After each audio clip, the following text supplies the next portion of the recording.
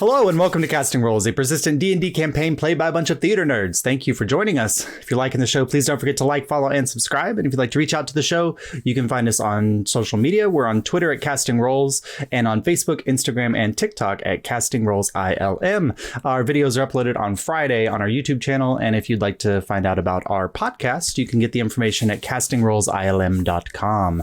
But with no other announcements, let's go ahead and jump into tonight's show. It's going to be an interesting one. Yes. That's a small understatement. It'll be perfectly normal. Yes.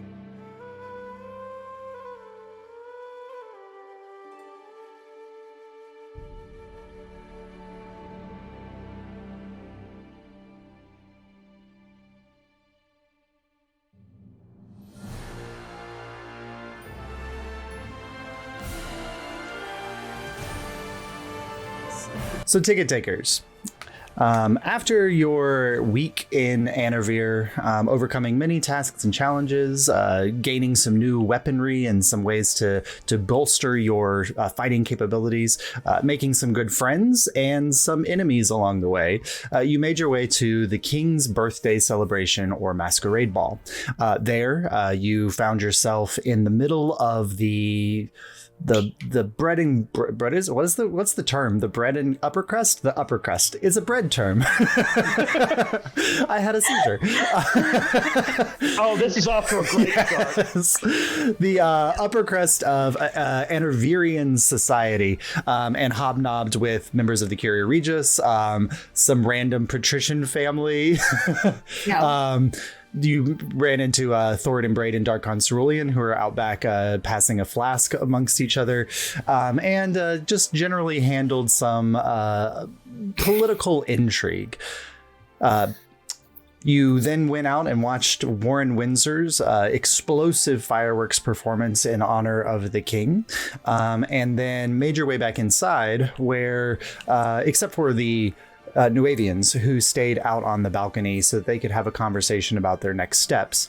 Marlo was watching over these events when Alyria pulled you to the side to have a conversation before you and Amalia headed off to the woods for your transformation and werewolf time.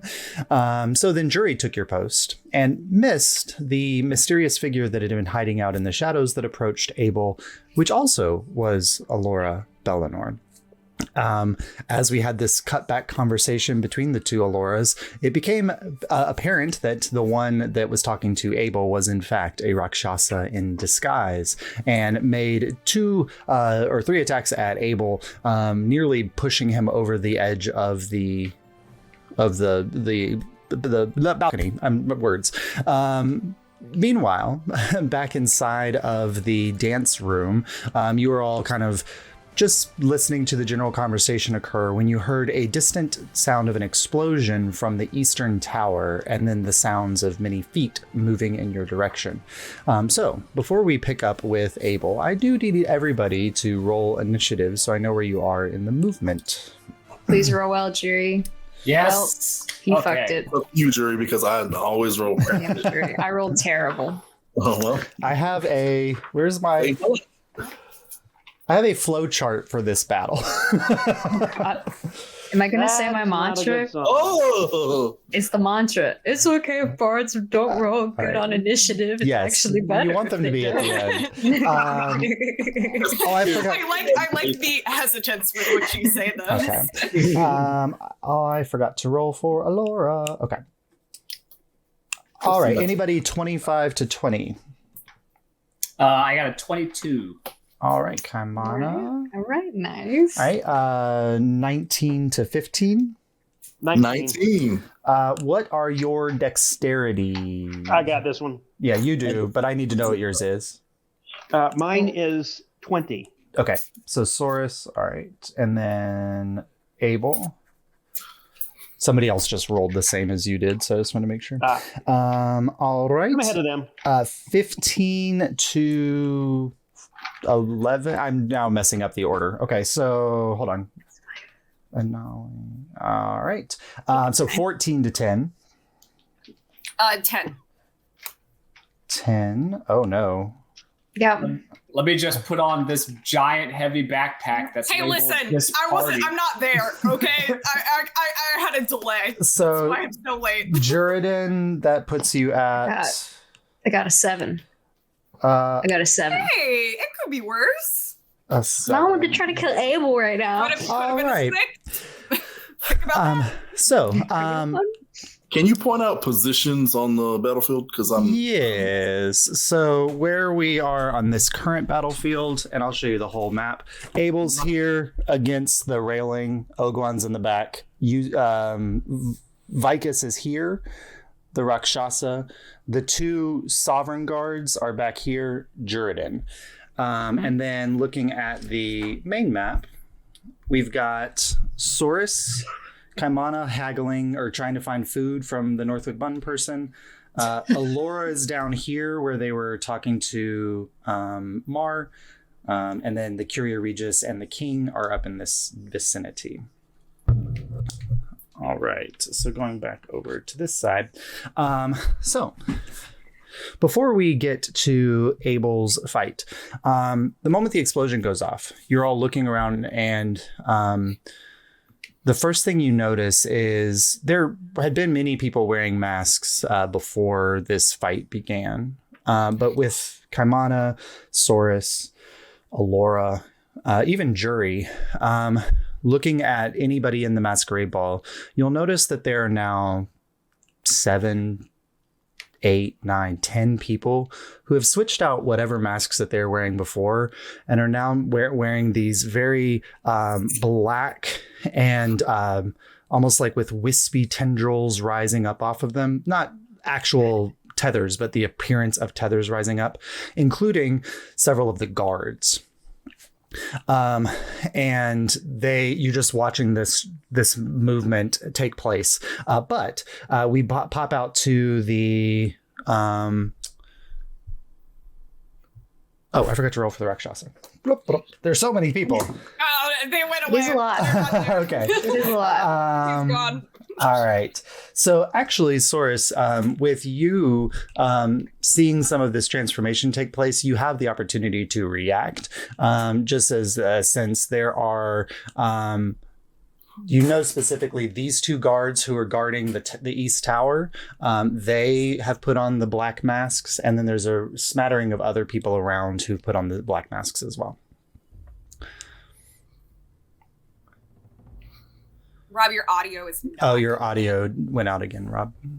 So There you go. with reaction, I can't move as part of the reaction. I just have. Oh, well, so you and Kaimana are first in the initiative. So I'm going to give you an opportunity you're seeing this take place. So if there's anything you would like to do with your action and movement in your first round, not knowing that there's any real other danger other than the fact that you heard an explosion. Well, hearing the explosion, my plan was to go to those doors, yell at the guards to get out of the way and go through them. However, since I see 2 of the guards have the black faces on them, I'm going to move up to 1 and take him out. Okay, so your full movement is 50. okay. You can get up to this one. Go ahead and make an attack. it's hard to see the full map. Yeah, it's. Can you pull the camera down a little bit? Yeah, that's still better.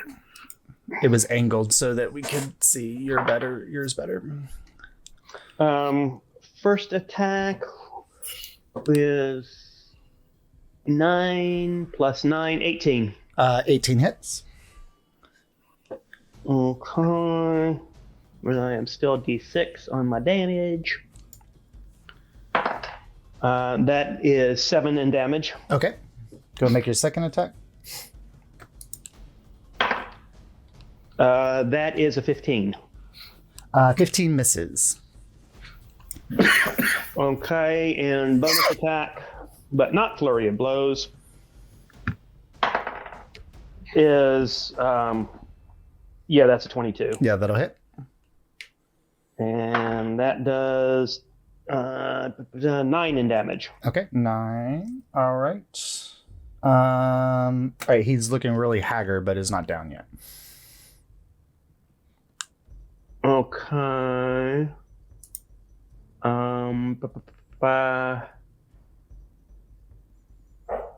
Yeah, that's it. Okay. All right, come on. Anything you would like to do? There's 2 or 3 people with the black masks that are in your vicinity, and then the guards over here. There's a couple other guards back in this area as well that have put the black masks on. Is that the only door coming into the room? So this door goes to the east tower, and then this door goes out like this way, goes to the main entrance, and then there's the one going out to the balcony. And then there's one underneath that goes back into other areas of the castle. Can I see out to the balcony from where I am? Yeah, you would have a clear shot to the balcony, and you see Juridan standing out on the balcony, and they look like they're maybe interested in something, like they're about to jump into action.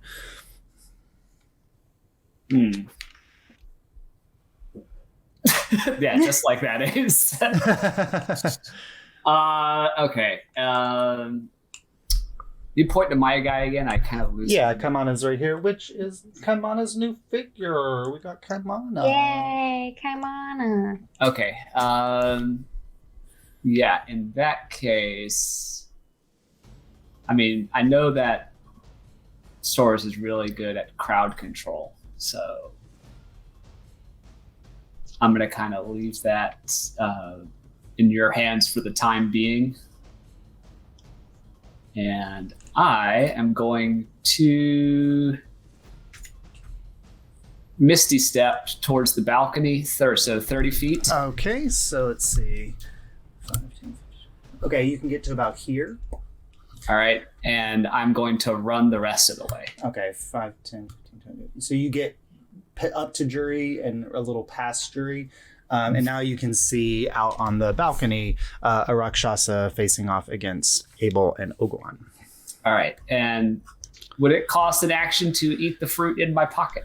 No. I mean, bonus action because it's like using... Well, the Misty Step was a bonus action. Oh, then yes, it would take your action to eat it then.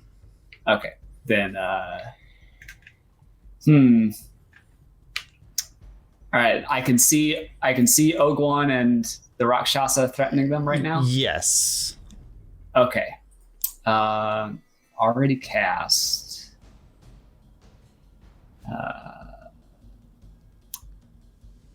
Oh, wait. So does casting count if I use a staff? Yes, it's still the act of casting a spell. Mm-hmm. Dang it. All right, I'm going to eat the fruit. Okay, I need you to roll a D4 for me, please. That's scary. 3. Kaimana, you eat the fruit and you're chomping down on it, and it's really weird because you feel like you are getting further and further from the ground as Kaimana now has the effects of enlarge on him. So Kaimana is now A giant otter. Sweet. is a giant otter. Does this mean he's now just a regular sized person? Yeah, I mean, you're probably you're now probably like 7 feet tall, but like also bigger. Anytime you talk now, it's like a little bit deeper voice. So basically, you're Tatiana Maslany and She-Hulk, Yes. going from little tiny to... Yeah, but you've got your bonus to strength and attack rolls that involve strength. So there you go. All right, so that takes us to cool. So the next thing that you notice first, if you are in this vicinity, suddenly there is a pounding on this door. And it's like something is beating against it, ready to come through. This guard moves into position here and takes out his crossbow bolt. Meanwhile, some of the individuals who are wearing the black masks move up, and they begin to mutter an invocation of some kind. And the only word that you recognize in that invocation, because you've heard it before, is Caliga Invidia. But otherwise it's in a language that nobody in the vicinity speaks. And this guard is going to take a pot shot. Let's see how he does. That's a natural 20. And so he aims up towards Renly, and fires off the crossbow bolt. It hits Rinley in the chest, and he falls backwards. And immediately, people kind of close in ranks around him, but he is going to use the rest of his movement to charge towards Rinley this way. This guard's going to try to get away from you, Soros. You can make an attack of opportunity. That would be a 21. That'll hit. Go ahead and roll damage. That would be 10. Okay, so he's trying to get away from you, like in his zealous rage, and you just knock him out, and he falls to the ground. But there's a couple other guards. Totally lethal. Moving. Totally lethal. That's fine. There's a couple other guards moving up this direction to join the praisers. And then out this way, Abel, you're up with the Rakshasa bearing down on you. Abel, come over here. I see a giant Kamana motioning me. Sorry. Okay, I forgot everything I was planning in my head now. All right.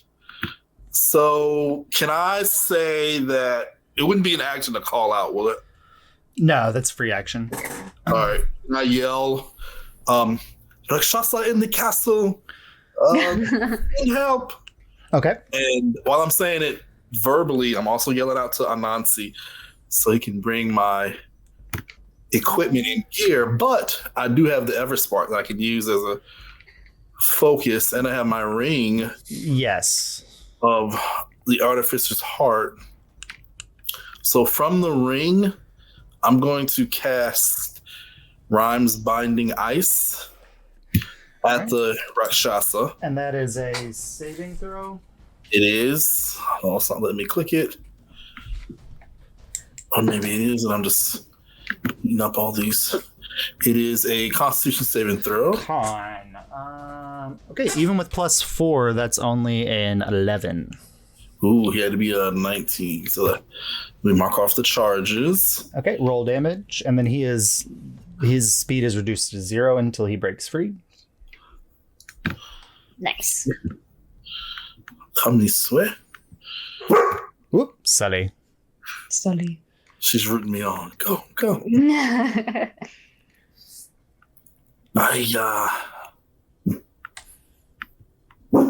Sorry. I love this lower. It won't be as bad if I don't do it as loud. Those are the sounds Kamana are making in the background. Stop. She's doing a Where is boof. it? Oh, there it is. 3d8.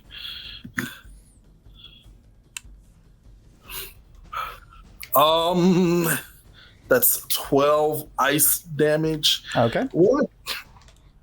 I probably would have left my. Can the Allspark serve as an arcane firearm? Yes, because it is also your arcane focus. Heck yeah, I'm gonna add an extra d8. I put the little sigils in the side of the Allspark after I attune to it. But what is it called? The Everspark? Everspark, yeah. So that's 18 damage total. Okay. And he's held in place until something happens. I don't know. All right. And then Anansi is moving in your direction. As a bonus action, I want to. Where did it go? Where did it go? I can't use my cannon.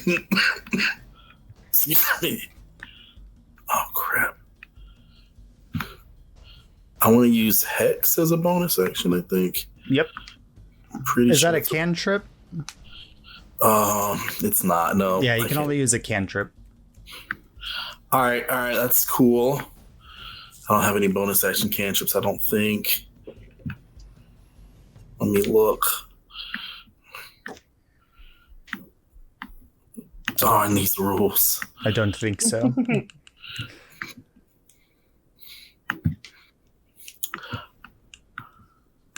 All right, I'll just use my movement and move towards my father. Okay. All right. So you move towards Ogon. So you're now in range of him. I just realized I don't have... I don't have either of my staffs with me, so all I have is my druidic focus. Yes, that's true. So you guys will need to get your stuff. Who's the closest to all of your things is Alyria right now, if you had ability to message her. I just want to put myself between him and the Rakshasa, and then that's... All right, so Ogon, seeing you getting attacked. Josh, are those lanterns free hanging? They are. Good God Almighty! All right. You gotta zoom in and show the whole battle Is map. that I got, or is that something you made? I think those are something you got. I think those are part of one of yours. Yep.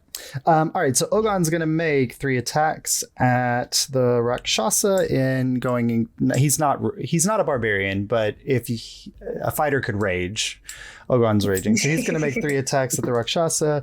Okay, that's a 19 plus. That'll hit. That'll hit. And that one will hit as well. Yeah, let's go, Oguan. So he has... That's total of 66.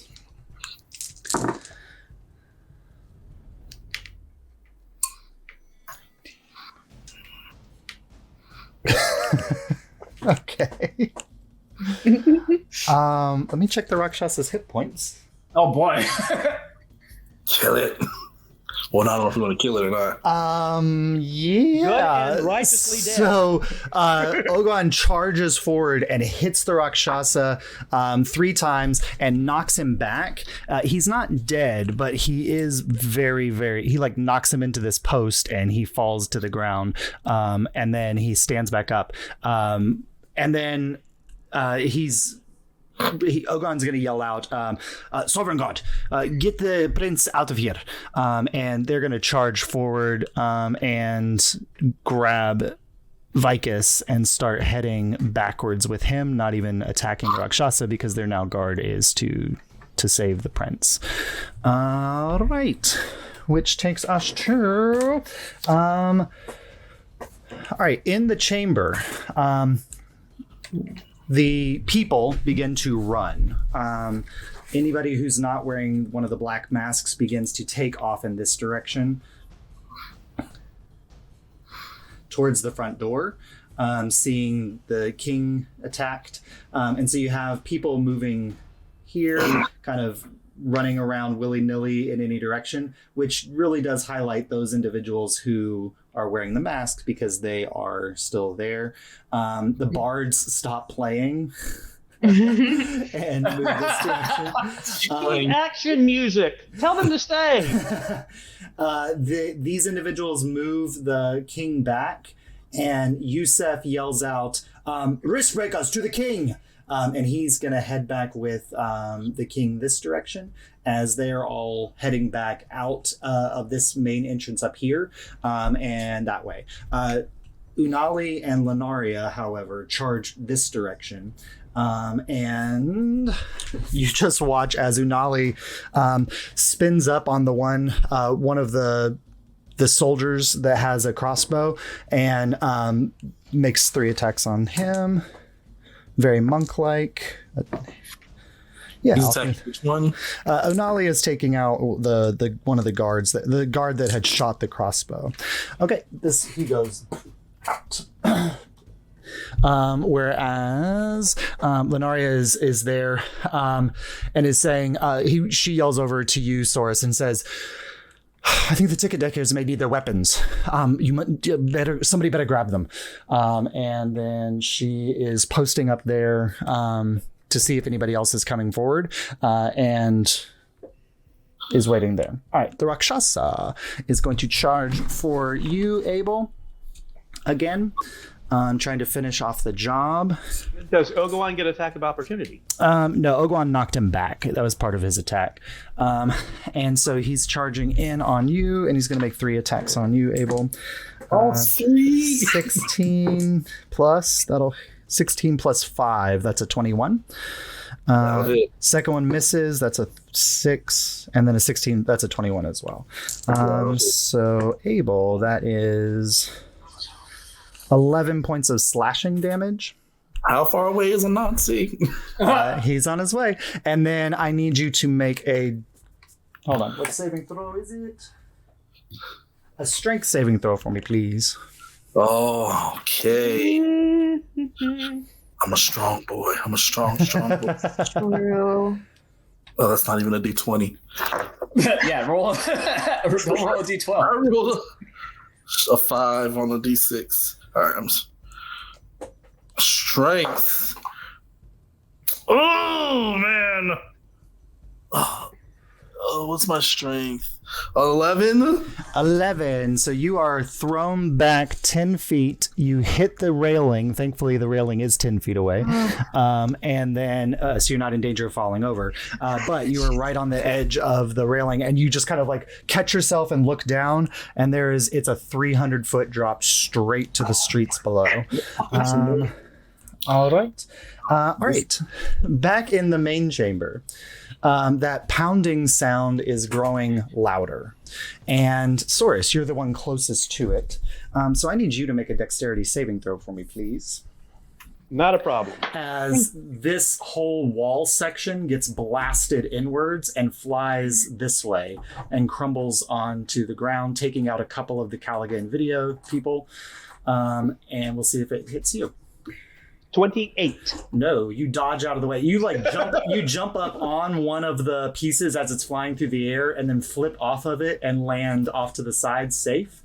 As a beast charges through the opening. A massive demonic creature seething with internal fire trying to burst out of its grounds.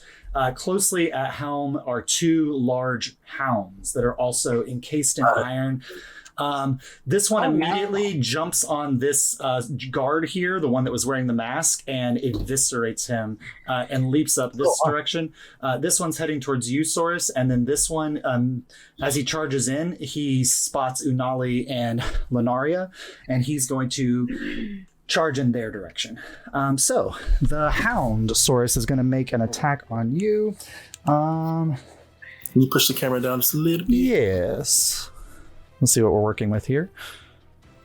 I'd like to formally retract my "it's going to be the robots that attack us" theory. No, these are demons. I want the robots. Saurus, that's a 20 to hit on the first one. 20 minutes. And then the second attack's a natural 1, so that's going to miss. So that's 2d6. That's 9. So 9 points of piercing damage as it pierces down onto your arm as you're kind of guarding yourself up. And then this one is now engaged with Unali and Lunaria here. And Lunaria is just yelling, there's a portal somewhere in the castle. There's a portal. And you then notice like several other demons charge in following this centurion, and they fly up and they start picking off people who are running away. And so you just see individuals falling as these demons land on them and begin to take them out. All right. Okay, look, like all the guests here that aren't the king are like absurdly wealthy individuals. And Not two of them. 2 of them are dates. Okay, they gotta survive. What did we stop Yorian for if this is what's happening? All right. Alora is up next, and she is going to spend her turn gathering the ticket taker's weapons.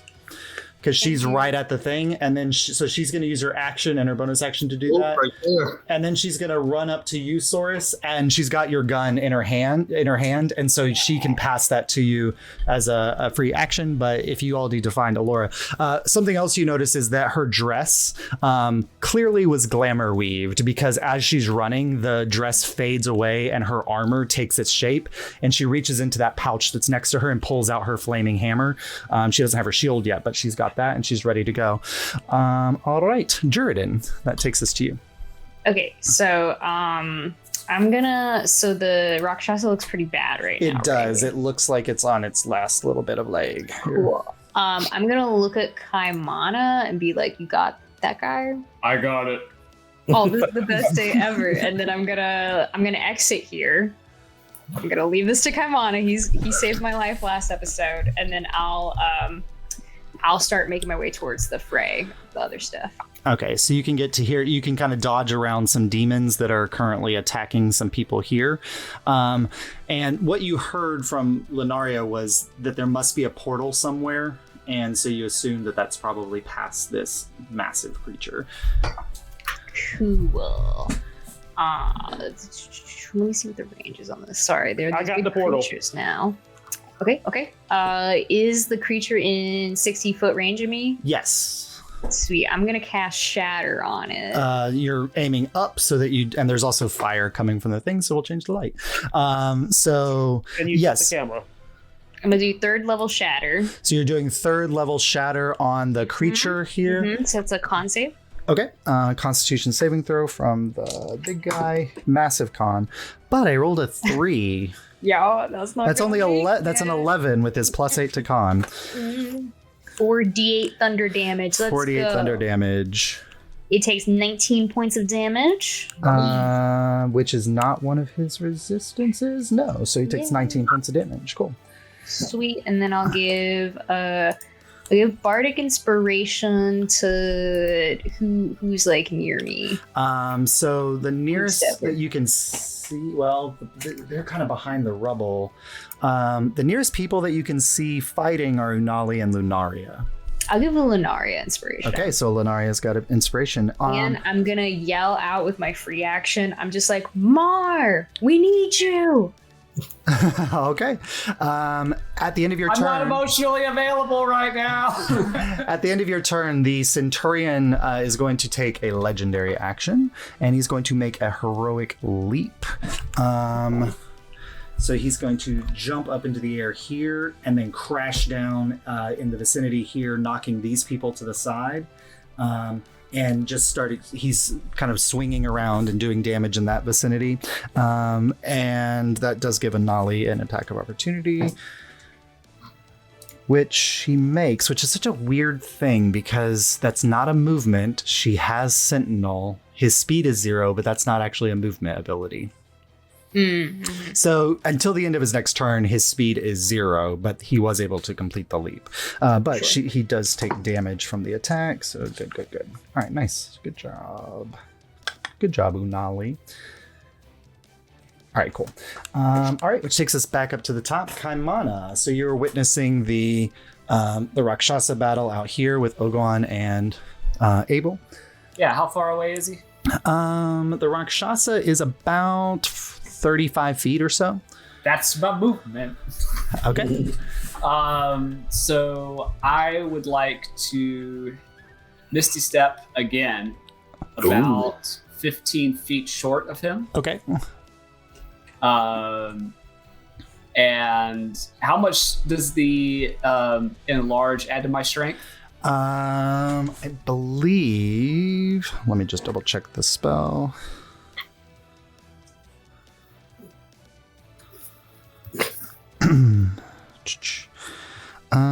Let's see. Enlarge, your size is doubled. You have advantage on strength checks and strength saving throws. The targets, you also gain additional damage with your weapons up to 1d4 additional damage. All right, so here's what I want to do. I want you to tell me what I have to roll to make it happen. I want to tackle the Rakshasa off of the platform. Okay. So that would be a contested strength roll against his dexterity or his athletics. So you can roll an acrobatics check. Or sorry, you can roll an athletics check and he'll roll acrobatics. Can I roll either? Well, if you want to use the advantage. If I have advantage, yeah. Yeah, if you want to use the advantage, you can do that. So go ahead and roll.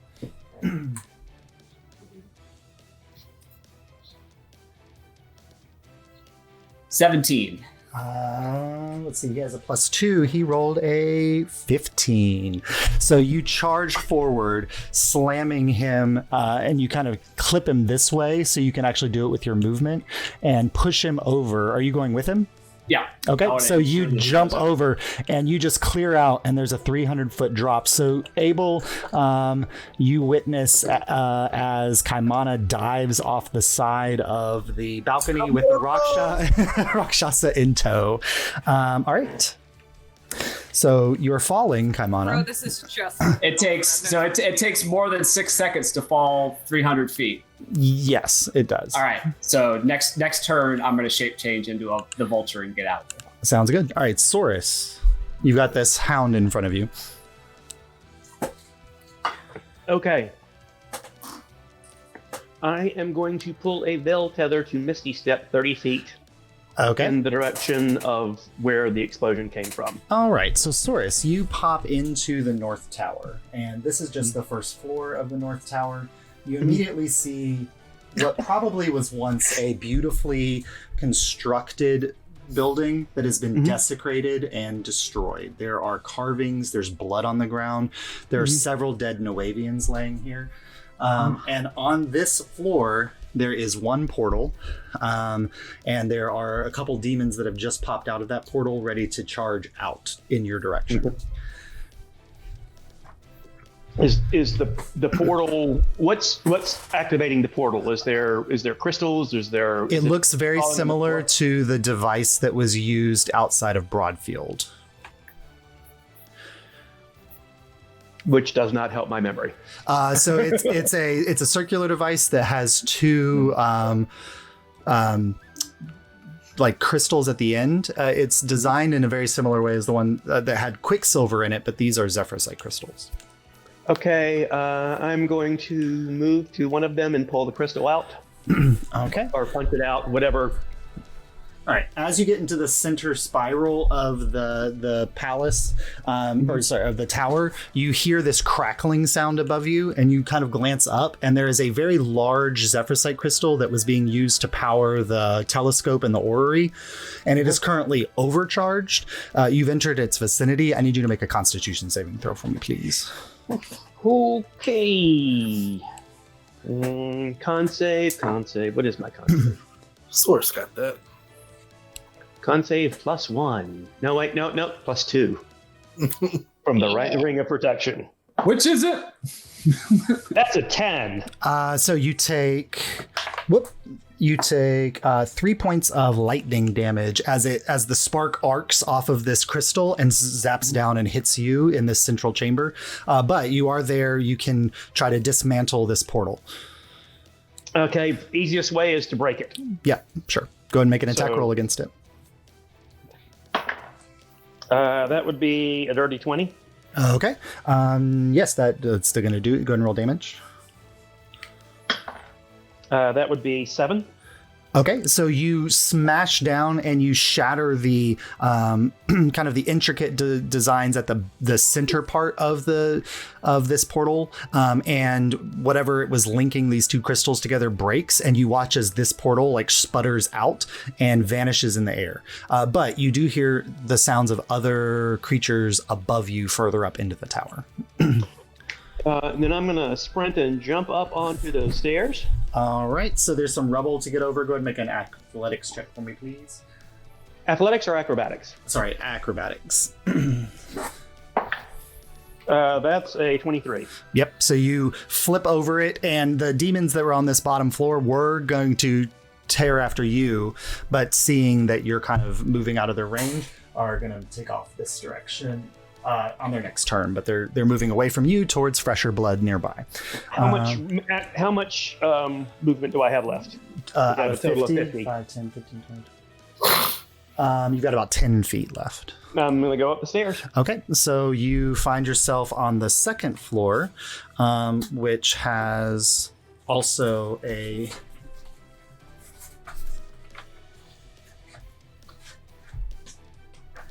you find yourself on the second floor, which also has a portal in the center of it as well. This one has 2 devices powering it.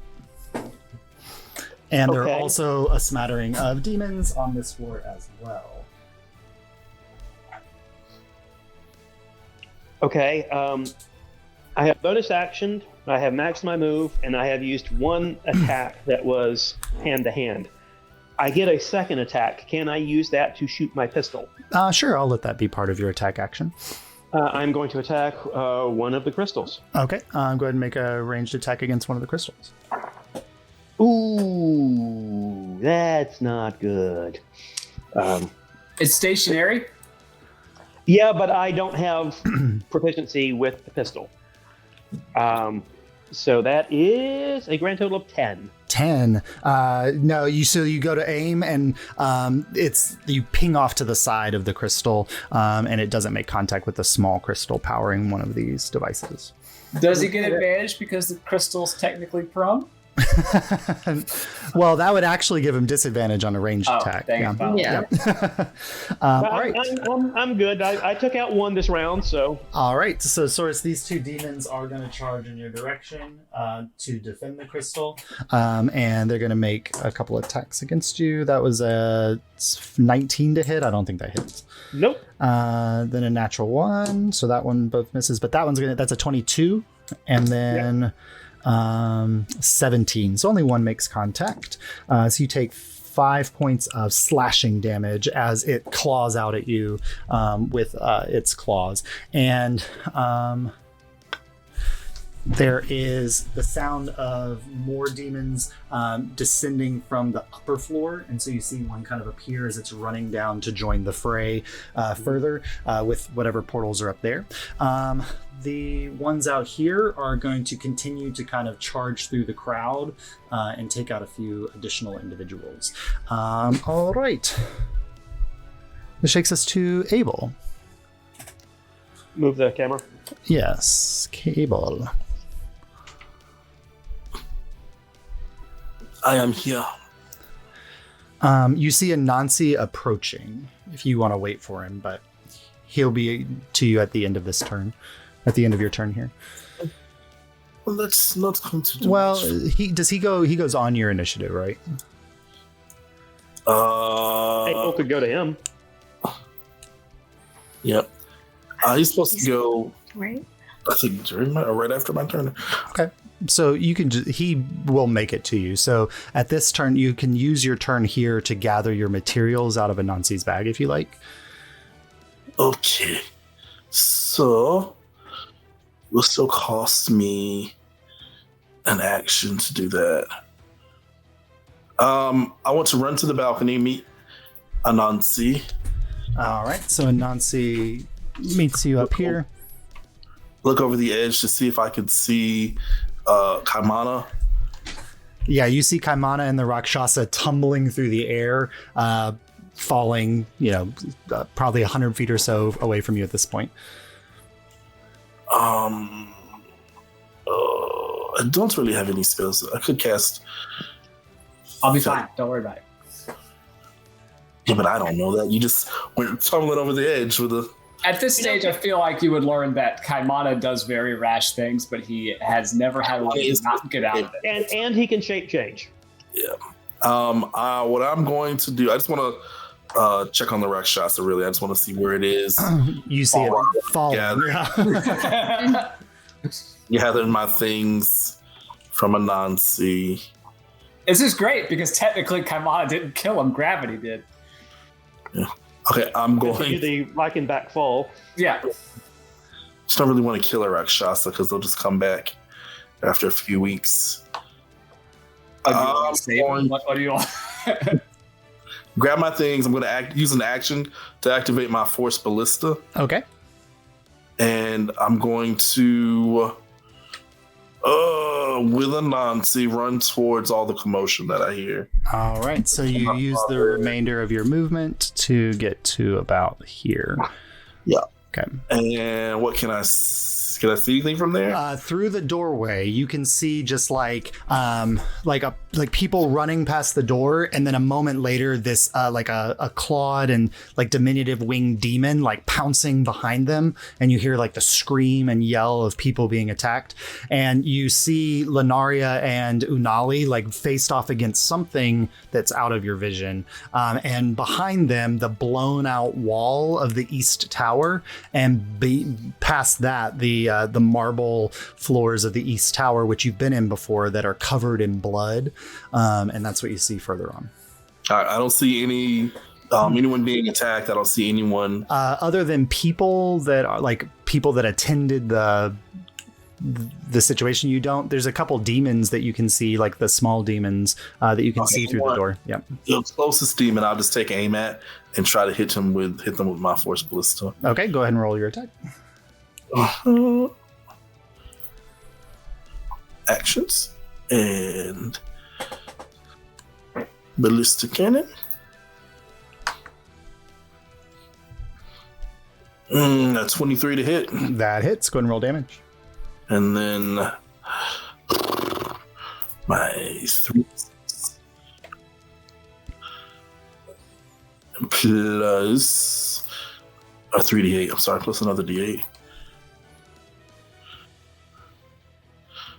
23 damage of force damage, and whatever I hit is pushed back 5 feet. It's not pushed back 5 feet. It is smattered into oblivion as it's blasted out of the air. Yeah.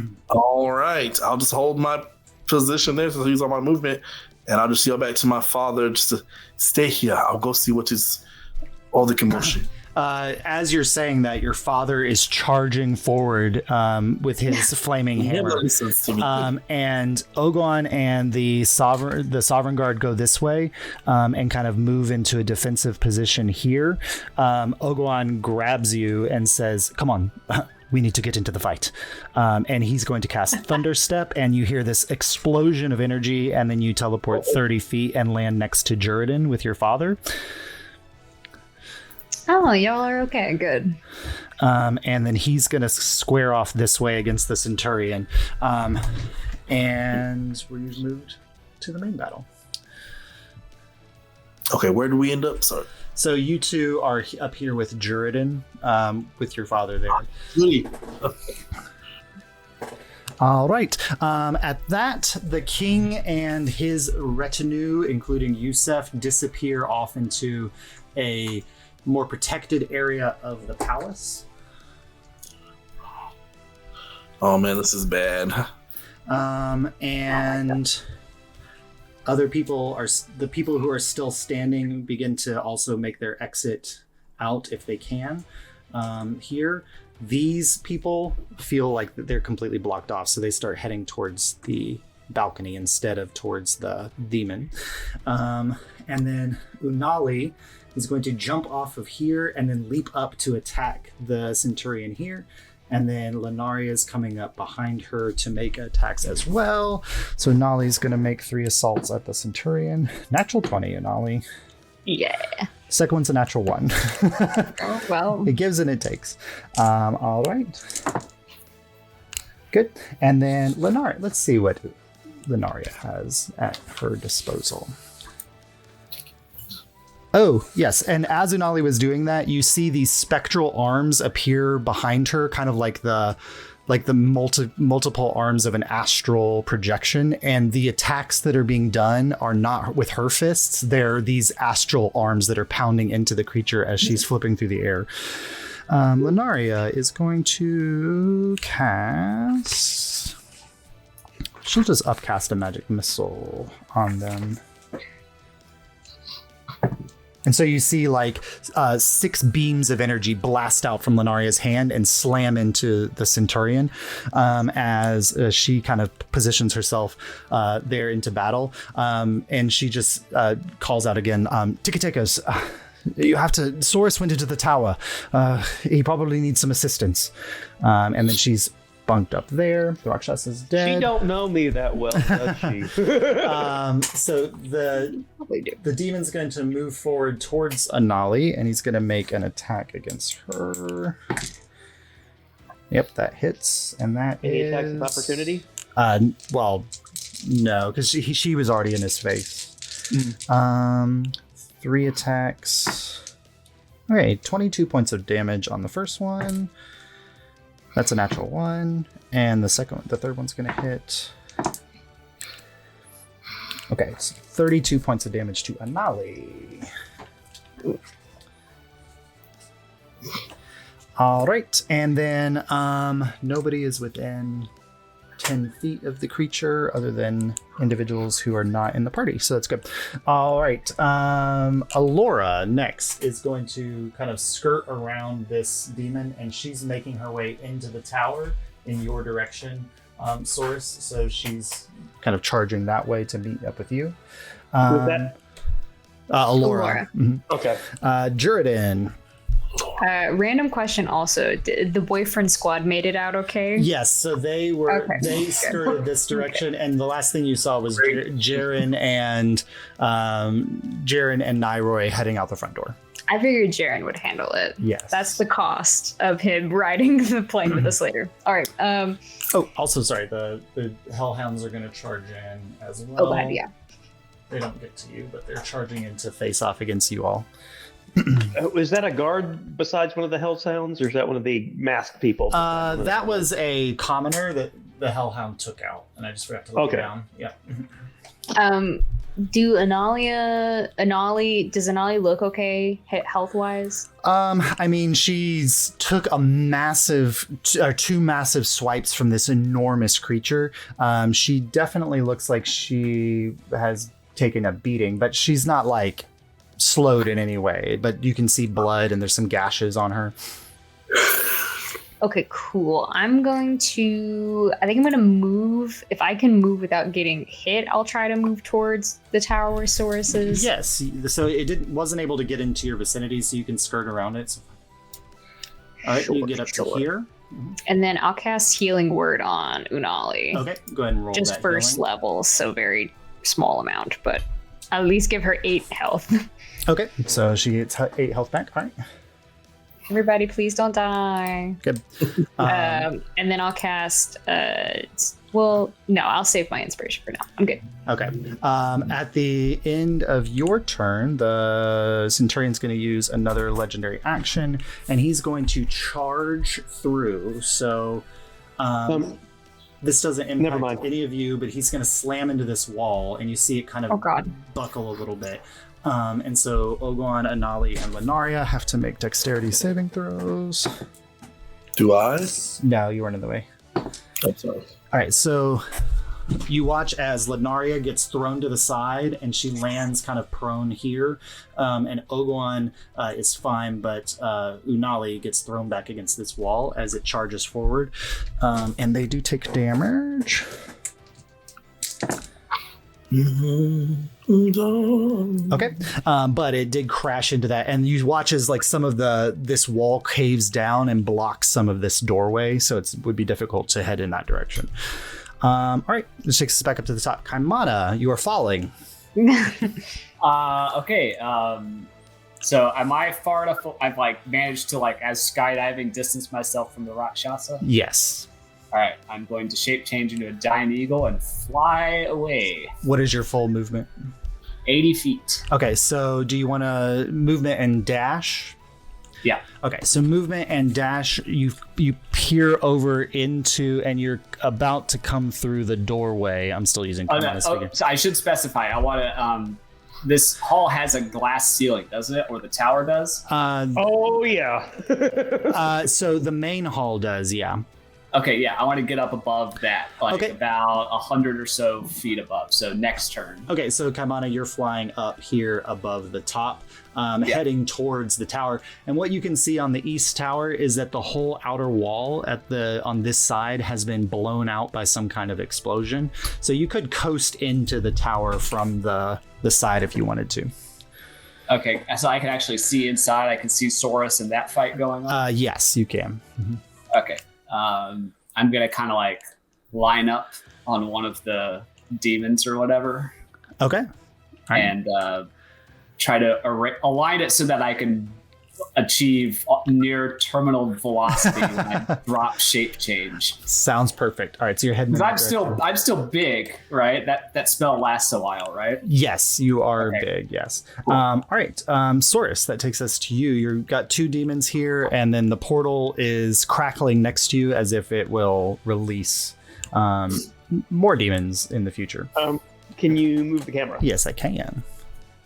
How far away am I from the one of the crystals on this portal level? Oh gosh, so you are about why is it being? It's because it's caught on my TV. The cord is caught. There we go. You are about 10-15 feet from the edge of the portal and one of the crystals. Okay, I am going to pull another feather and Misty Step to the opposite side of the thing. and I am going to hit the crystal. Okay, go ahead and make your attack against the crystal.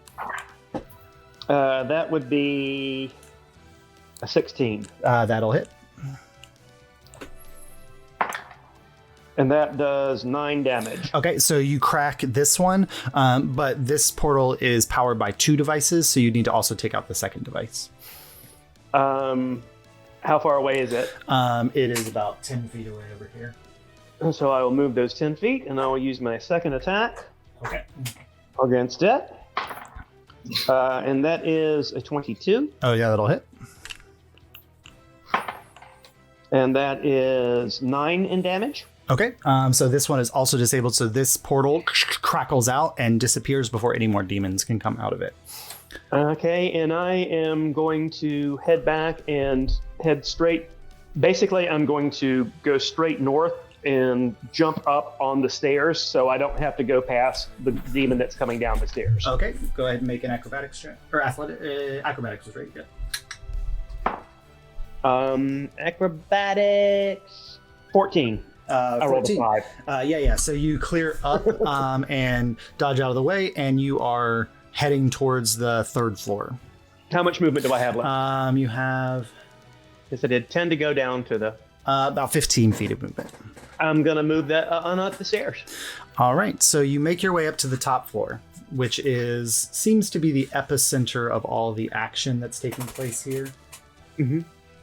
Oh no. There are 3 portals in this room, the central one massive and huge.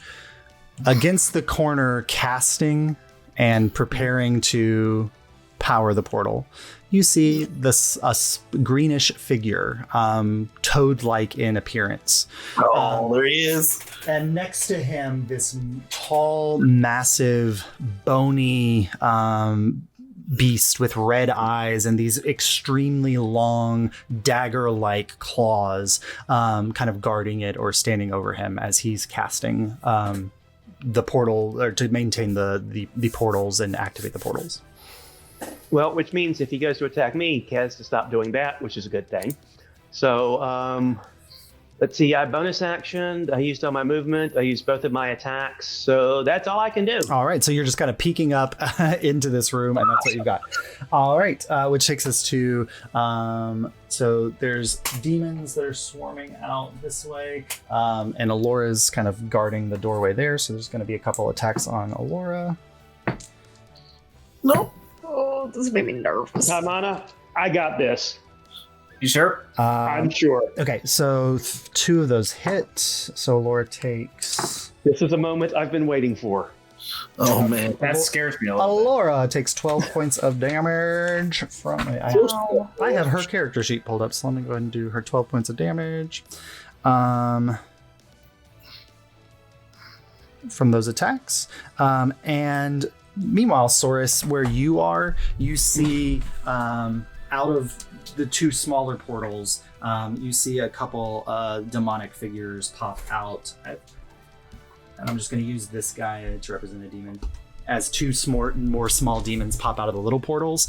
But he seems to be focused on the large portal, which seems like the size would be for the creature that already ramsacked through and is attacking down at the lower level. Okay. Are there any crystals powering the large one, or is it running off of the demon? So this one seems to be powered by the large central crystal. You see the shattered remains of the orrery and the telescope nearby, and they have wired directly into that central crystal. How many? Which you stepped into the center of that last room. Go ahead and make a constitution for me. I forgot to have you do that. Oh, that's much better. Natural 20. Okay, so you only take half damage, so you only take 1 point of lightning damage from that. The central crystal. Oops, wrong button. The central crystal. What's holding it up? It's floating in the air. Okay. Yeah. All right, that's what I needed. Yep.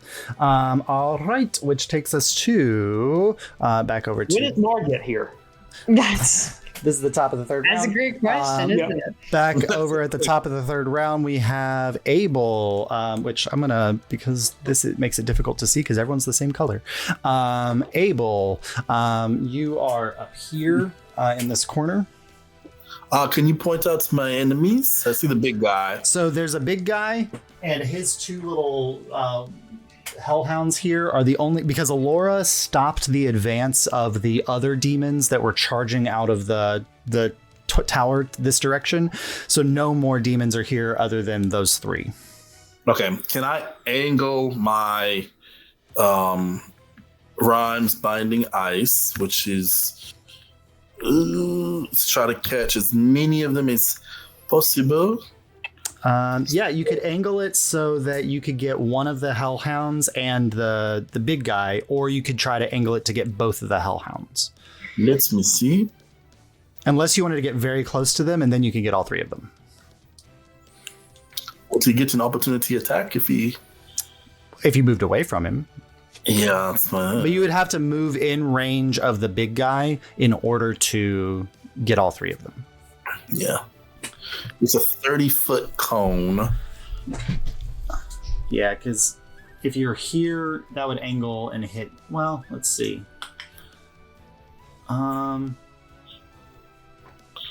30 feet. I'll say if you move there, you could get all three of them. Okay. That's what I want to do. Who am I next to? That's my dad? That's your dad. That's my dad. All right.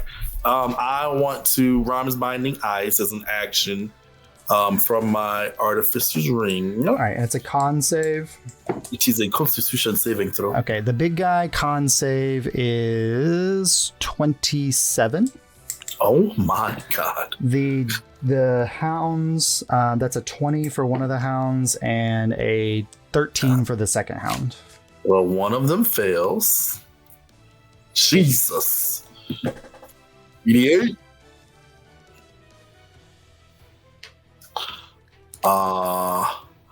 This is what I want to do. I want to use the Everspark's ability to re-roll one of my one of my dice. So I'm gonna re-roll a 1. Okay. That I rolled on the dice using one of my sorcery points. Sounds good. So I'm gonna roll that one again. So that's a 5 and a 4. Okay. That's 13 damage of ice plus another. Well, that's 13 ice damage. Okay. That's the total, and then for the ones that succeeded, it's half damage. Yes. Okay, cool. So 13, I don't know if it matters. 13 of the damage is ice. Yep. Another 7 plus for my D8 for my arcane firearm. All right. So that's 19 total, right? Yes.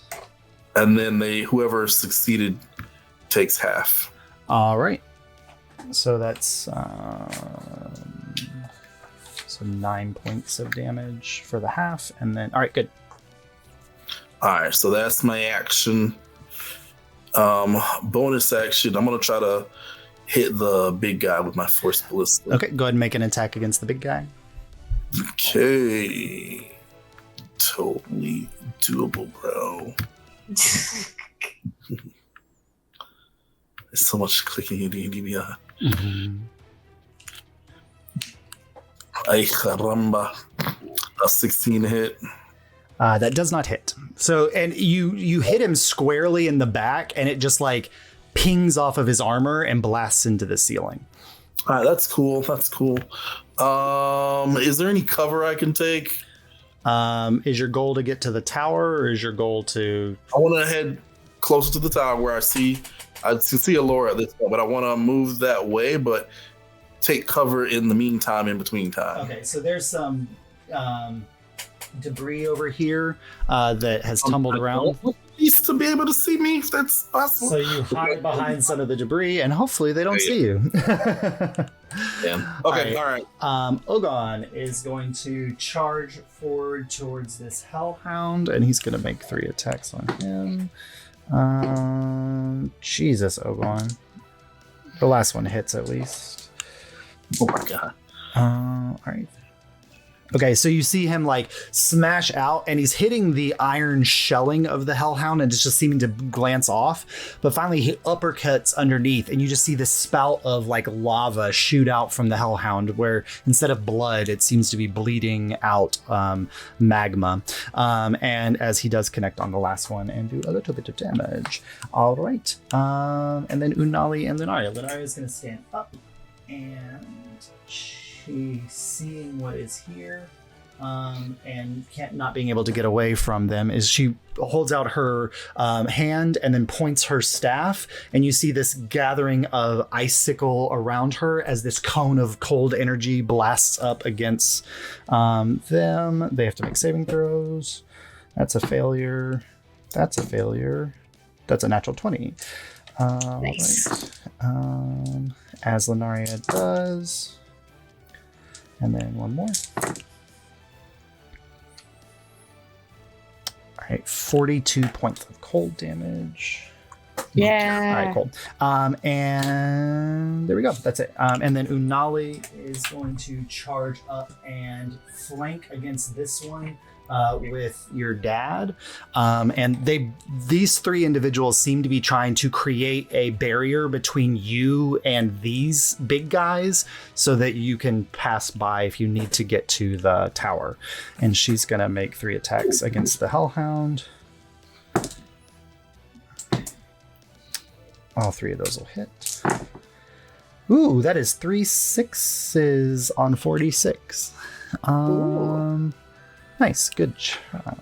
666. All right, cool. And you just watch with each impact of these astral fists, you just watch magma spew off of this Hellhound as it flies in all directions as Unali is impacting them. Which takes us to first at the end of her turn.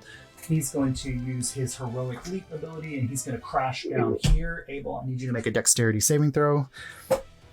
No, So- he doesn't. I'd like to use my reaction.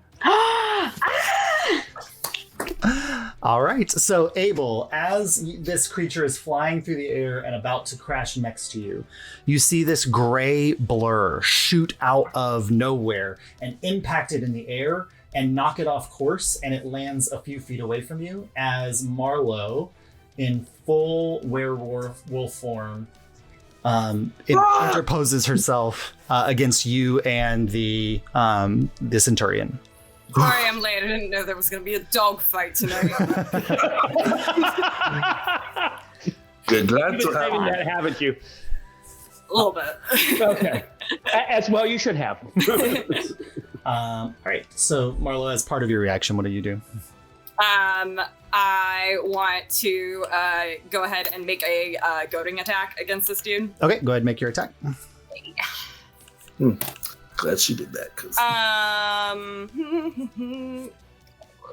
25. 25 hits. Okay, good. I would hope it would. Okay. And can we assume that I already have my Crimson Right activated? I would assume that you would have done that in one of the turns. I think I would have done that. And you notice that Mars Crimson Right does not look like the lightning that it usually always does. It looks a little more radiant. Oh, shit. Okay, so we're gonna do. Okay. Sorry, there's a lot of dice. Yes, it is. Oh.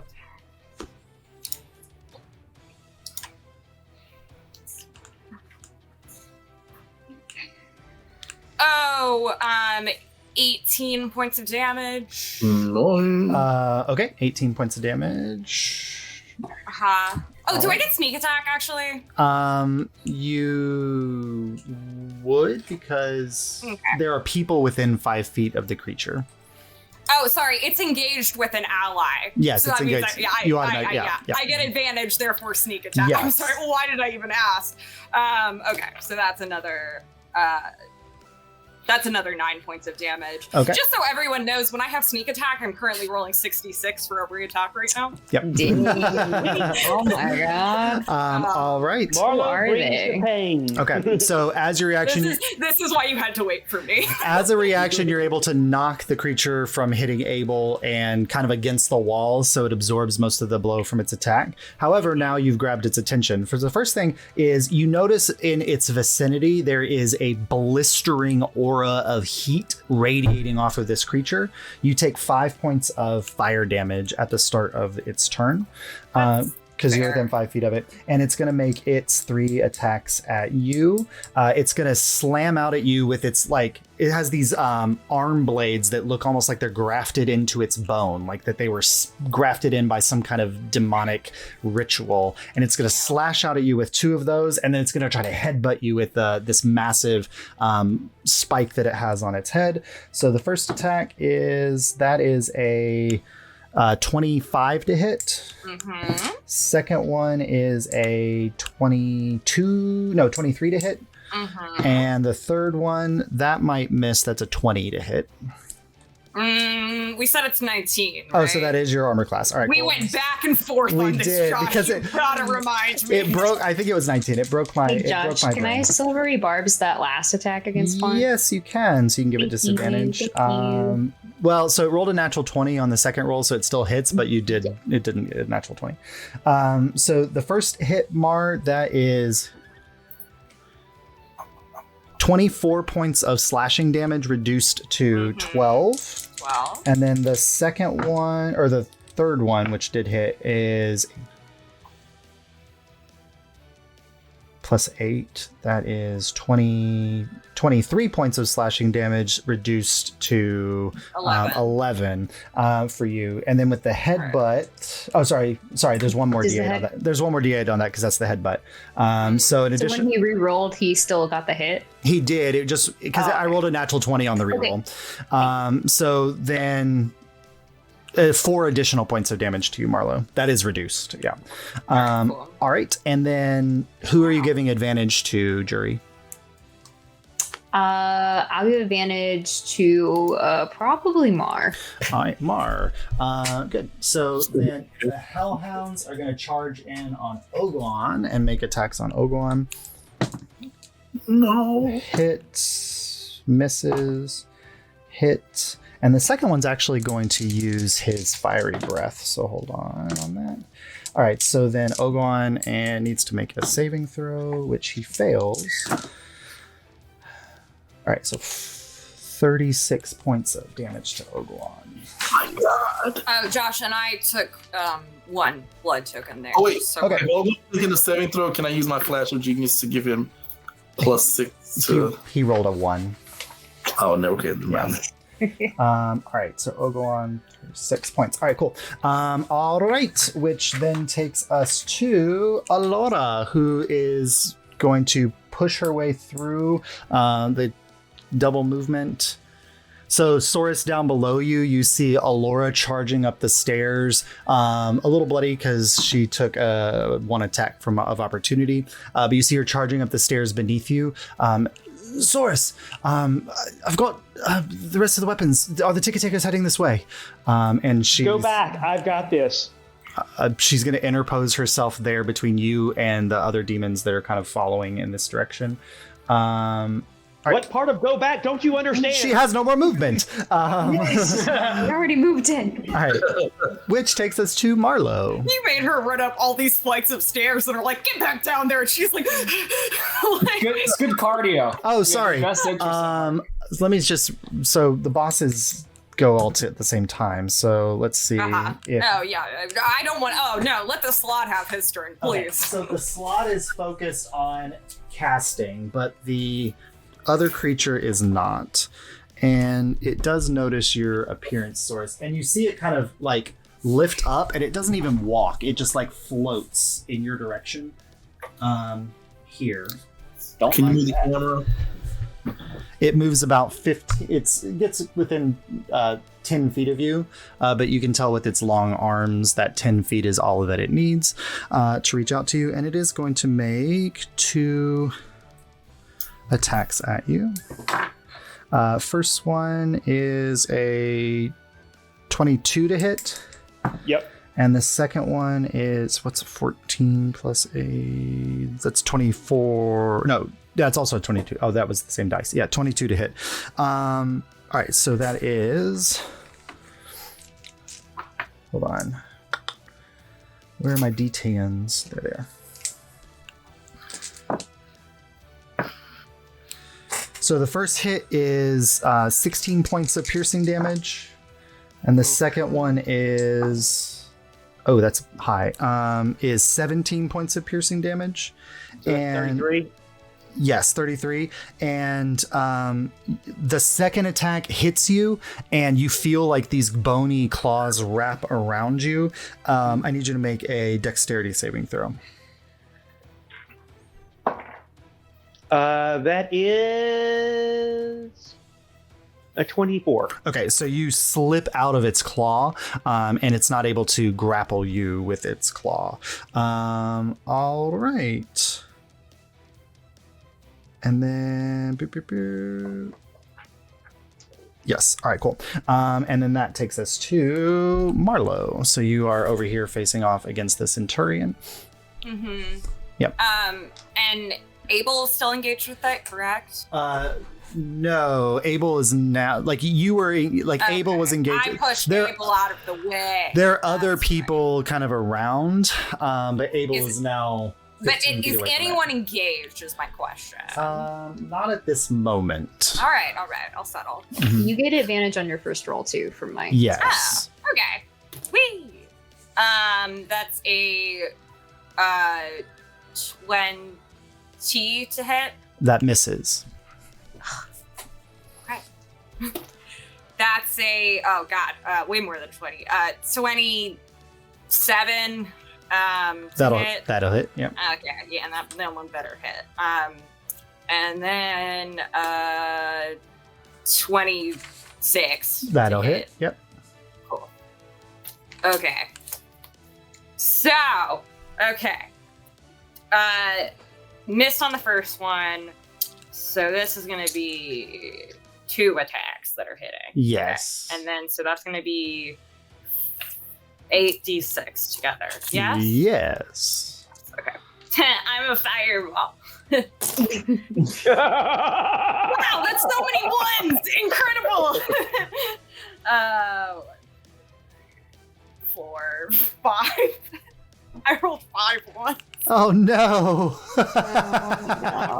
That's impressive in its own right. Yes, that's true. Yeah. It is. It takes a special kind of person. Okay, 5.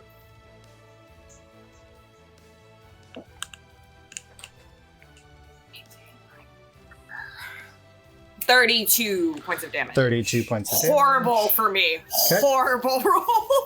Wow. All right. Good. Anything else at your turn?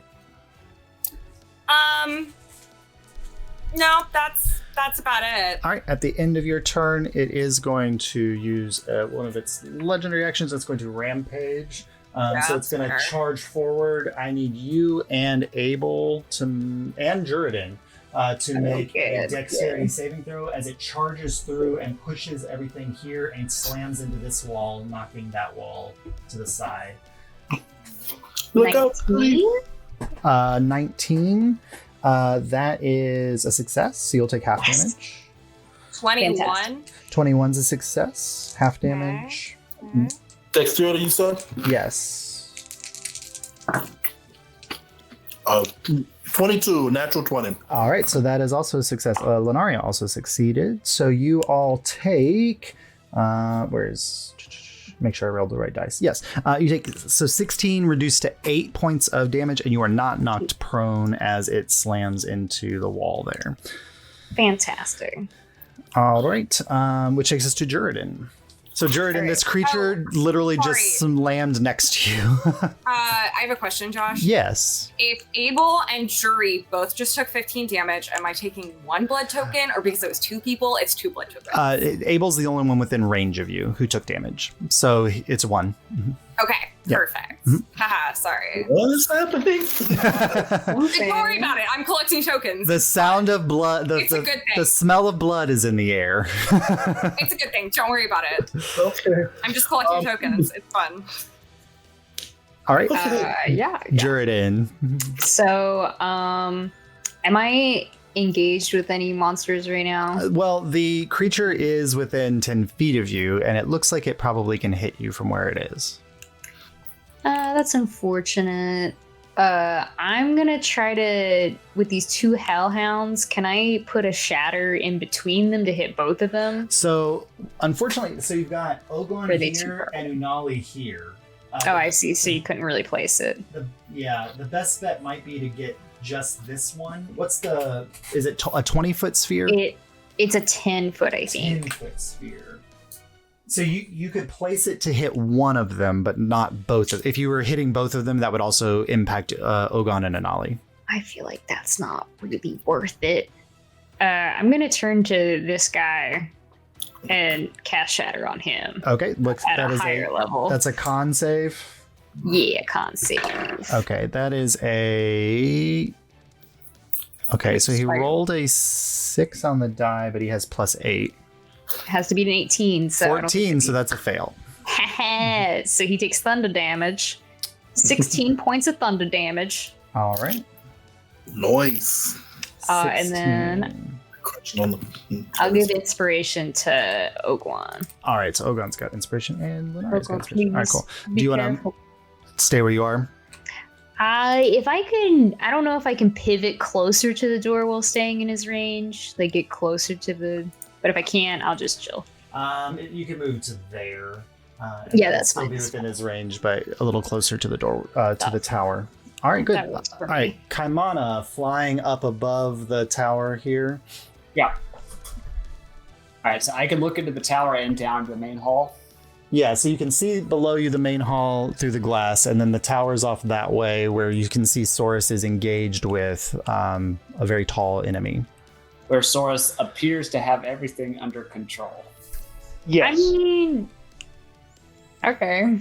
Laura showed up, so there's the two of us. We got this. Yeah, for sure. Okay.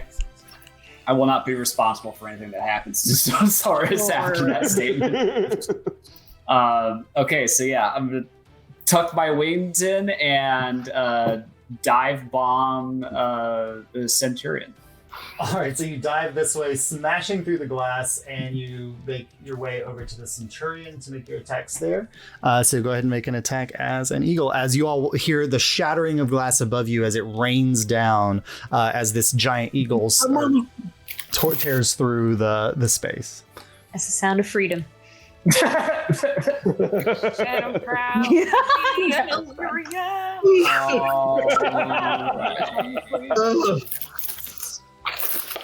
Thank you. It ain't gonna be much, but are you gonna give me any bonus for speed? Sure, I'll give you an additional bonus die. All right, for sheer velocity. Yes. All right, For audacity. it's not gonna hit anyway because I rolled a 1. Yeah, so you go to, and you do impact with him, but it's just, it's like hitting a solid wall of steel. You kind of bounce off and like regain yourself. Slide down. And you're floating there in front of him. I will drop eagle form at this point. All right, cool. So you drop down in front of him there, and it's this towering creature. Although, I mean, less towering because you're a 7-foot tall Kaimana, but still towering above you. The fact Mark's that just I'm like, looking at this like, what? Looking up at Kaimana, which is like the most upsetting thing. Yes. All right, at the end of, let's see, he has one more legendary action before his turn. All right, so he's going to make a leap. And he's going to crash down here. And I need Marlo and Oguan there to make dexterity saving throws. 24.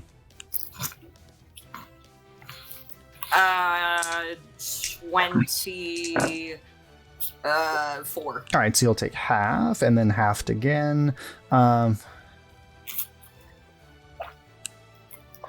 So 17 reduced by half is 8. So you take 4 points of bludgeoning damage. Ogon, however, takes 8 points of bludgeoning damage. All right, so that's the end of Kamano's turn. Saurus, so you're facing off against this this bony demon up here in the tower. Pull it out. Okay. I look at Alyria and I say, "Keep your head down. Heal me so I can stay in the fight." Okay. I pull out the bag of holding. Oh no! And say, Abel is soft and fluffy. I am bringing in the flaming skull into the fight. I hope it's dead. I hope it's been dead. So you open it and you put it on the ground next to you with And the I'm hoping that this thing is pissed off from being in here for several weeks. And it's going to come out and it's going to fireball the first fucking thing it sees. All right, so it's down on the ground, and whether or not it makes its appearance. Okay. I rolled initiative for the flame skull. All right.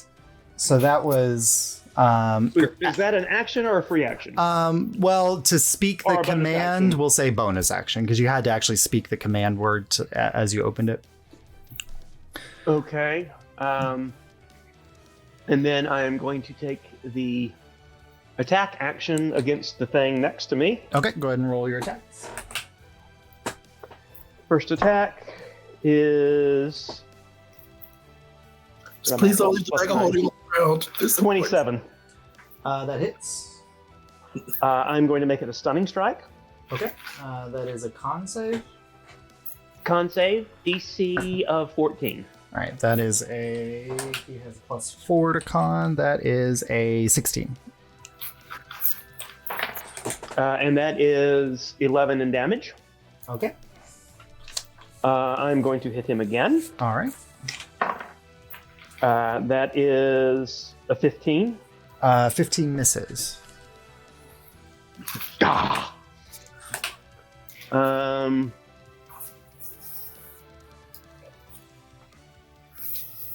And I'm between him and Alyria, correct? Yes. Alora's down like the floor beneath you. Yeah. Mhm. Okay, that's good. That's important. Okay, that's all I can do. Okay. All right. Which takes us to the demons. So the 2 demons that are up here are going to swarm in your direction, Saurus. As 2 more demons, I'm gonna have to pull from down here. Oh no. As 2 more demons pop out of the portals up here. And so they're gonna make 2 attacks on you, Saurus. Or sorry, they're each going to make attacks on you, so that is 4 attacks total. On you from there. That's a 19. Nope. That one also misses. That's a 20. Yep. And a 22. Yep. All right, so the second one did get off on you. There we go. So that is 12 points of slashing damage as it claws And I am out. down. Saurus is down. Okay. So Saurus tumbles down the stairs onto the second floor. And falls there on the second floor, where Alyria also is right here. So you gotta tumble down next to her there. All right.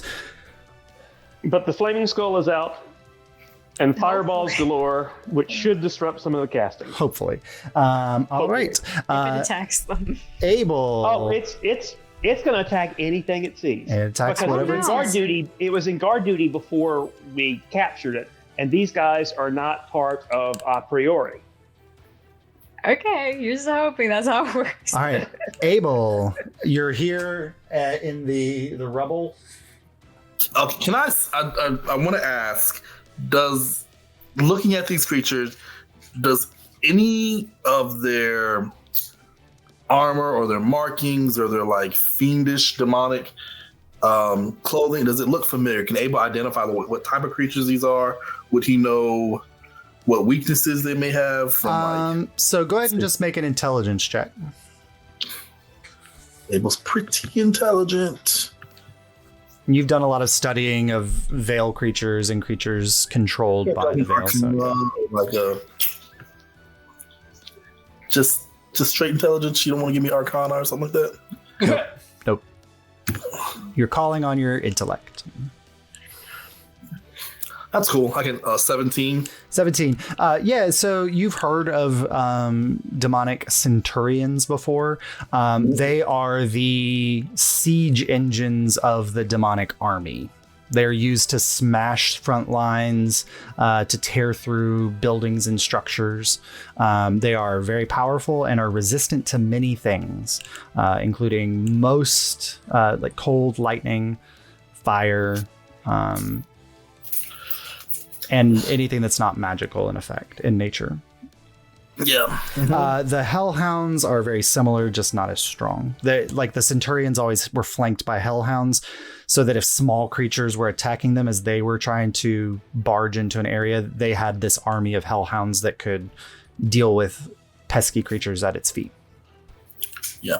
Oh, Josh, would my radiant damage be doing anything extra on the Centurion? Not on the centurion, but on the Hellhounds? Yes. Great, thank you. Mm-hmm. Good to know. Well, based off my positioning, I want to try to at what level I want to cast this at.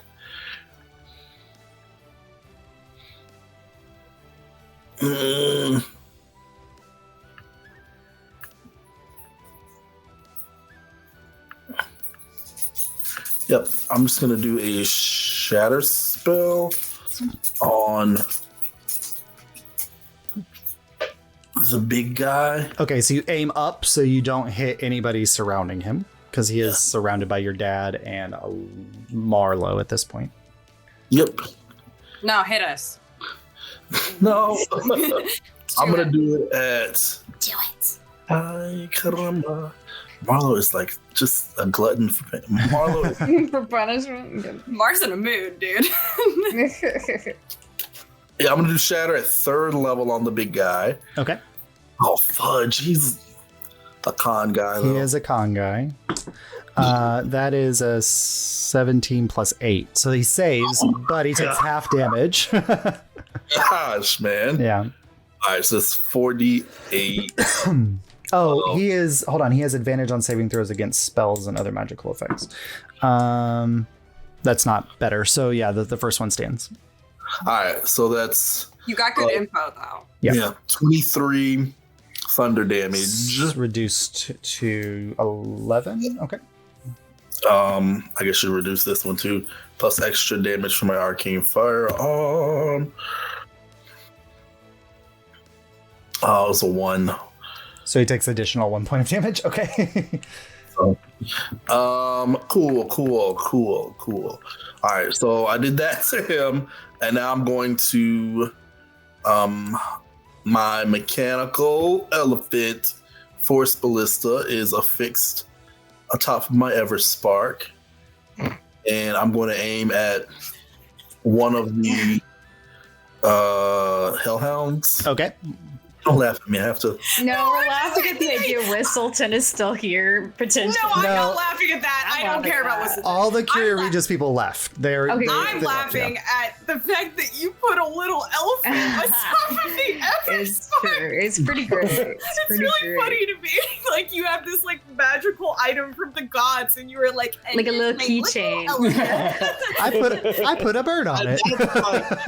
It's really cute.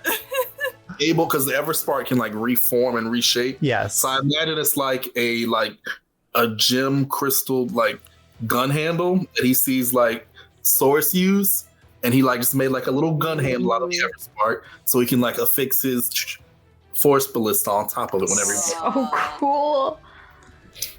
And it like empowers it. Okay. 27 hit. 27 hits. All right.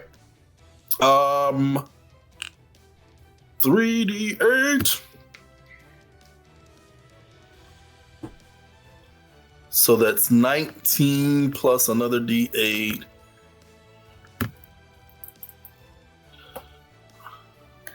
Plus another 6. Okay. Okay. All right, and this one's looking rough. This one's looking rough. Push 5 feet. Okay. Let's push 5 feet away from your dad. Which still doesn't do it. And I don't want to leave my papa. Oh man. Go ahead, Abel. Marlo's here. I feel Marlo's Yeah, I'll No. I'm not gonna let your dad die. I made a vow to you that I wouldn't let your dad die. Your dad is remember? also, I adopted him. He's my dad now, so you go ahead. I'm gonna head towards the tower. So I saw Laura that way, and they might need more backup. All right, so you get to the base of the tower, and you're looking in, and you can see blood. You can see dead Nuavians in the room, and a couple demons that are running upstairs, like they're going to something that's happening upstairs. All right, which takes us to Ogon, who is going to just wail on this hound that you also. That's a hit. That's a hit. And that's a hit. Since you already weakened him, let's see. All right, so you watch Ogon make one strike with his giant hammer, 2, and then the third one slams up, and this hellhound explodes in a burst of flame, which Inali and Ogon take 7 points of damage from, but it is off the map. Nice. Ogon's looking a little rough. No. All right. I got you one. Which takes us to Inali and Lenaria. So Lenaria is going to move this way. She's going to hold out a finger at the big guy, and you see this like finger pointed, and this green sickly beam of energy shoots at the creature, and she casts disintegrate on it. Oh my god! Yes. It does make it save, but it takes half damage. She should have this. Plus 40 reduced by half, so it takes 32 points of damage from disintegrate. All right, it's now looking like it's been hit a few times. A few times. Yeah. And then Unali is going to get flanking on this hellhound and take 3 shots at it. 2 of them hit. And okay, cool. All right. And then that takes us to the bosses. So the Bone Claw is going to descend down following its prey. Change the camera. I am sliding it over in just a sec. And it is going to make its 3 attacks. 1, tasting the blood here, it looks at Alyria and cocks its head to the side, lifts a claw, and then stabs straight down into Saurus's body. Saurus, that's 2 death throws gone as it's an automatic critical. But its other 2 attacks go to Alyria. Both of those hit. Did it roll to hit me? Doesn't need to. You're It down. would have advantage on the. That was a 27 to hit. Yeah. All right. So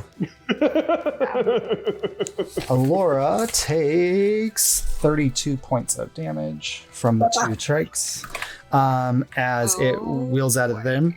And then the big guy is going to turn on you, Marlo, and he's going to make 3 attacks on you. That's valid. First one misses. Second one is a 22. Yep. And then the headbutt also misses. So you only get hit by one of the claws. Can I silvery barbs that last claw? The one that hit? Yeah. Yeah. That is a 19. It brought Beats it. 11 plus 8. Yep. God, this thing hates me. No. It has a very high to hit, so Sure. yeah. So Mar, that is plus 8. That is 32 reduced to 16. Okay. Bludgeoning. Or is piercing because is that. And, Right. all right, and then the hounds are. This hound's going to leap back and in the process release a gout of flame. And so Unali and Oguan. The creature is also in the flame. It will not sit up here. It lands on top there. And the creature is also in the flame. But you notice that as the flame washes over the Centurion, some of the damage that you've done to it knits up. So Oguan and Unali. Oguan saves. Unali saves. Okay. So 18 points of damage reduced to 9. And then the creature is healed by 18. Oh. It heals itself? Oh, this little rascal. Fire healed it. Glad I didn't metal the All thing. right. Oh, this little rapscallion. All right, which takes us. And then you don't know what the slot is doing. All right, and then that takes us to Alora, who is going to reach down and touch you, Saurus, and cast.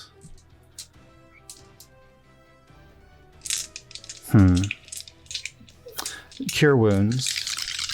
That'll. She casted disintegrate. No. I was like, though, that'll use up her. Cause light wounds. It's fine. Well, I was gonna do healing word, but I realized that's kind of weak. Yeah, cure wounds. All right, so you heal up 15 points of damage, Saurus. And then as a bonus action, she's going to summon her spiritual weapon. Oh no, she can't do that. She can't do anything as her bonus action. So she's gonna like post up between you and the creature, ready to take its next attack. Although she's Can you looking. take dodge action? She used her action to cast spell on you. Oh, that's right. Because Yep. I have it as a bonus. Now. Yep. All right, Marlo. Okay. I can't see the map right now. There's no way for me to get to the Hellhound, right? So the Hellhound is up here. You could do it. How but we you move? would take a attack of opportunity.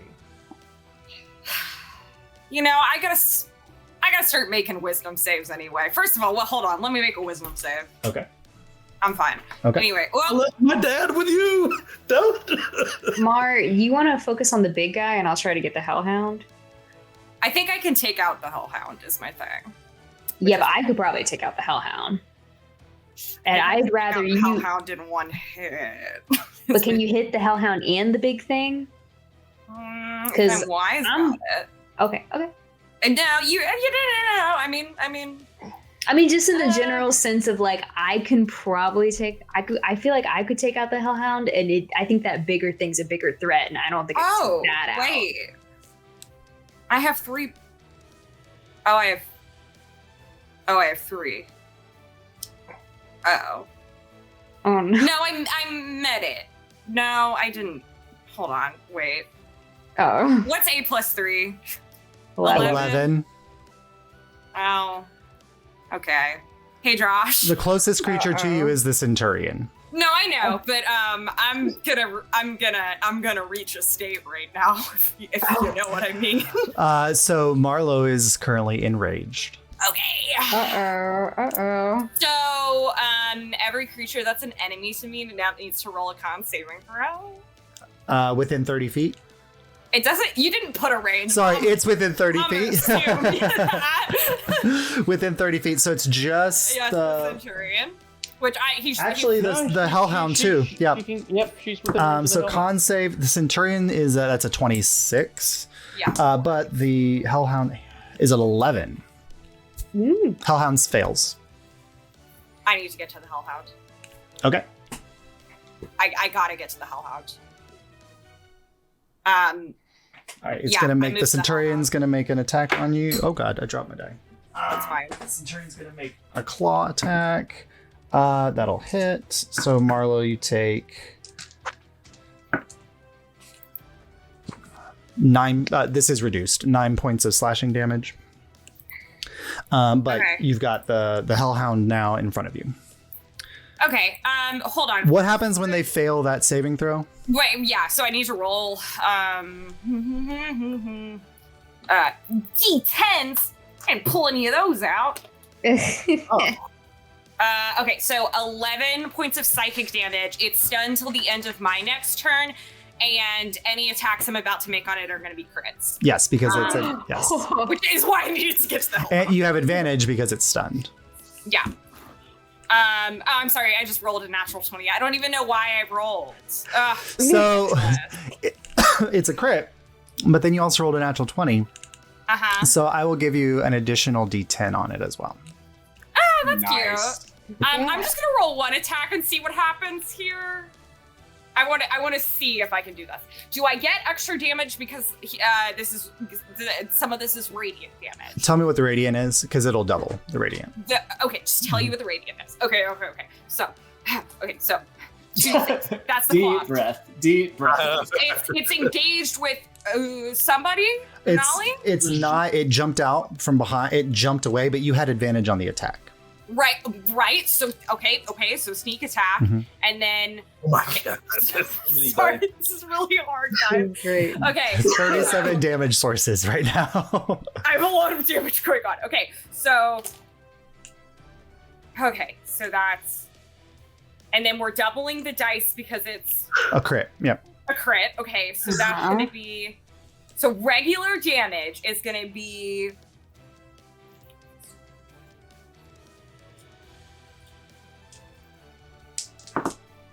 32, Okay. just straight slashing damage. Okay. And then this is gonna be the rate. Let me roll a d10. Hold on. Is the d10 also doubled? Yes. Okay, so it's another 18 points of damage. Okay, so it's 50. Okay, and then it's 4d6. No, 2d6 for the Crimson Ray. Yes. And that's the radiant, and this is gonna get Doubled. doubled. Wait, okay, no, because it gets doubled already. and then it gets doubled again because it was. Okay, Yeah. so that's 6 points of damage. I rolled 6 on the dice. So 12. 12. And then. And then doubled again. So because it's so 24. So 24. So 74 points of damage in one strike from Marlowe in their fully transformed werewolf form. So That's left behind. So this you slice and you cut the hellhound completely in half, and Oh it my God. explodes in a burst of magma. You I take told you I had to get to the hellhound. you take 5 points of fire damage. That's But fine. the hellhound is out. That's fair. Yeah. There we go. All right. So at the end of your turn. No, Oh, Josh, go I ahead. have 2 more. Oh, you do I have 2 more attacks. hits. Yeah. Excuse me, Two more I gotta attacks. get back to the Centurion. Okay. You move. While Mar hits everything, I'm gonna go pee. Okay. Go ahead. Jury's next.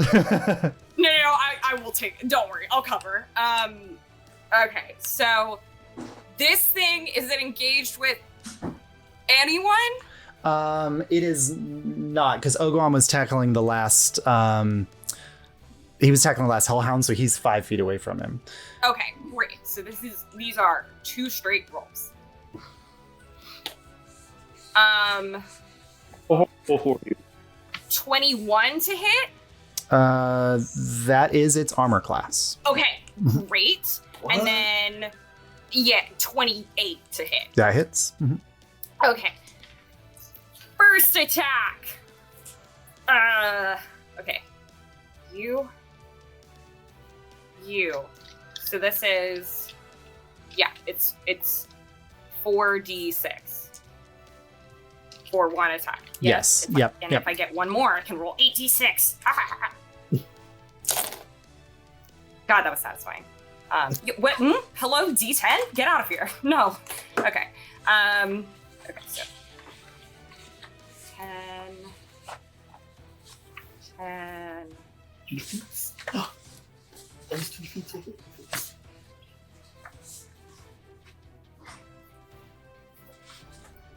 Uh, 30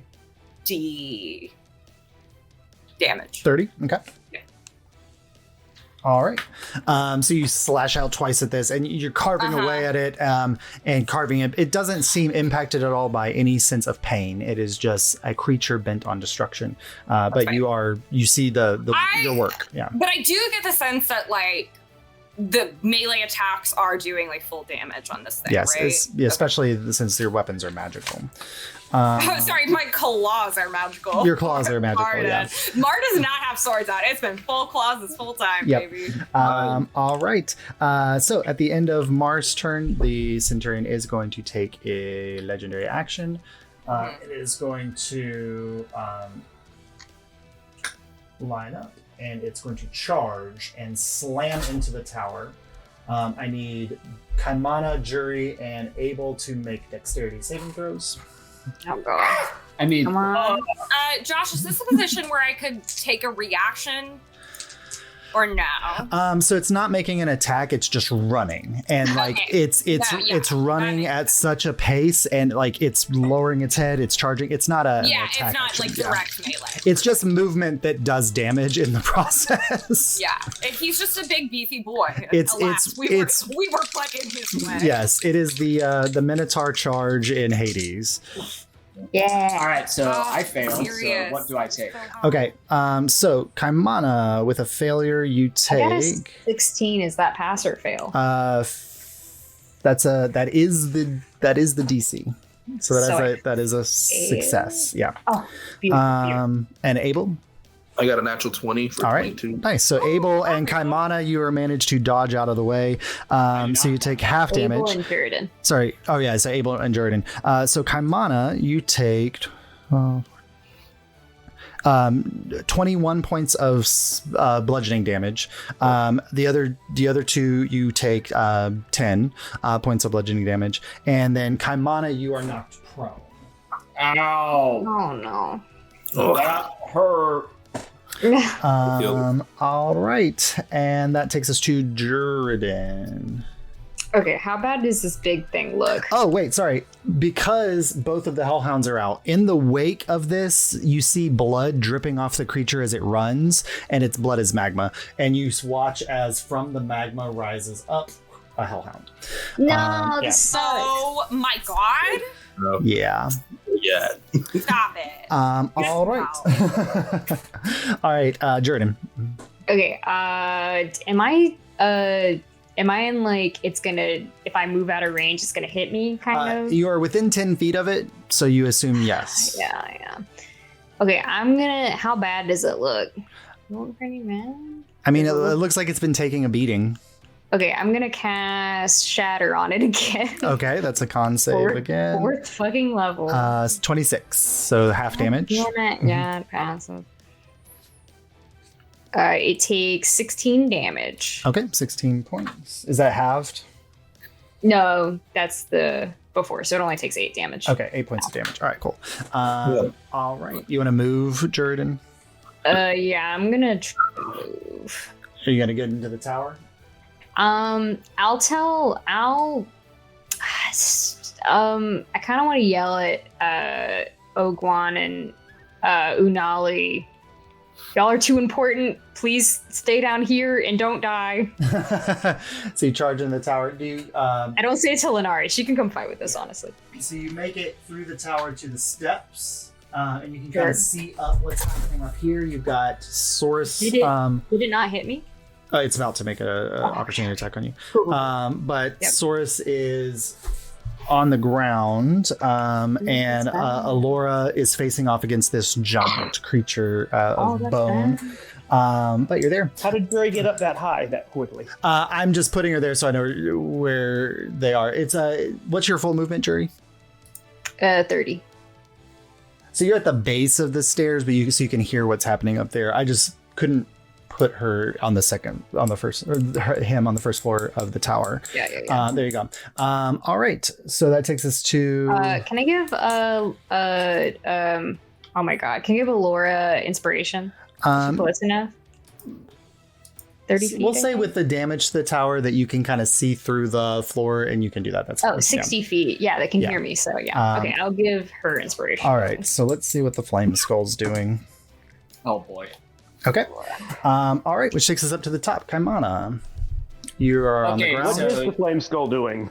Nobody's up there to see. So Jury, Jury's in base to base with the Centurion, right? Jordan ran into the tower. Sorry, Jordan. The Yeah. you told me Centurion, about it. 16 to hit on its attack of opportunity. Oh, I think that that hits. Okay, so you take Healed? You shield? 14 points of damage. What do you mean shield? I'm a fucking bard. Sure, Abel will teach you shield. That's not a thing bards can learn. Yeah, 14 points of damage. God. All right, Kaimana. Okay, so is there anybody in base to base with the Hellhound or the Centurion? I can't quite. The Hellhound, the thing's big. I can't see if there's somebody on the So other side. Abel is right here, kind of right in front of the Centurion, and then there's a Hellhound right now on Lenaria that you can see. All right, does Lenaria look more hurt or Abel? Abel. Okay, I am going to cast Wither and Bloom at 4th level above the Centurion. Okay, what's the saving throw? You don't get to make one. Oh, okay. Constitution Con. saving throw. That's a 20. That passes. Whoop. But Abel, you get to spend one of your hit die and add 4 to it. Yep. Ooh, how Whoops. I know, it's upsetting. He's so worried. 1 hit die plus 4. Yep. All right, I'll do that. And then I will stand up. All right.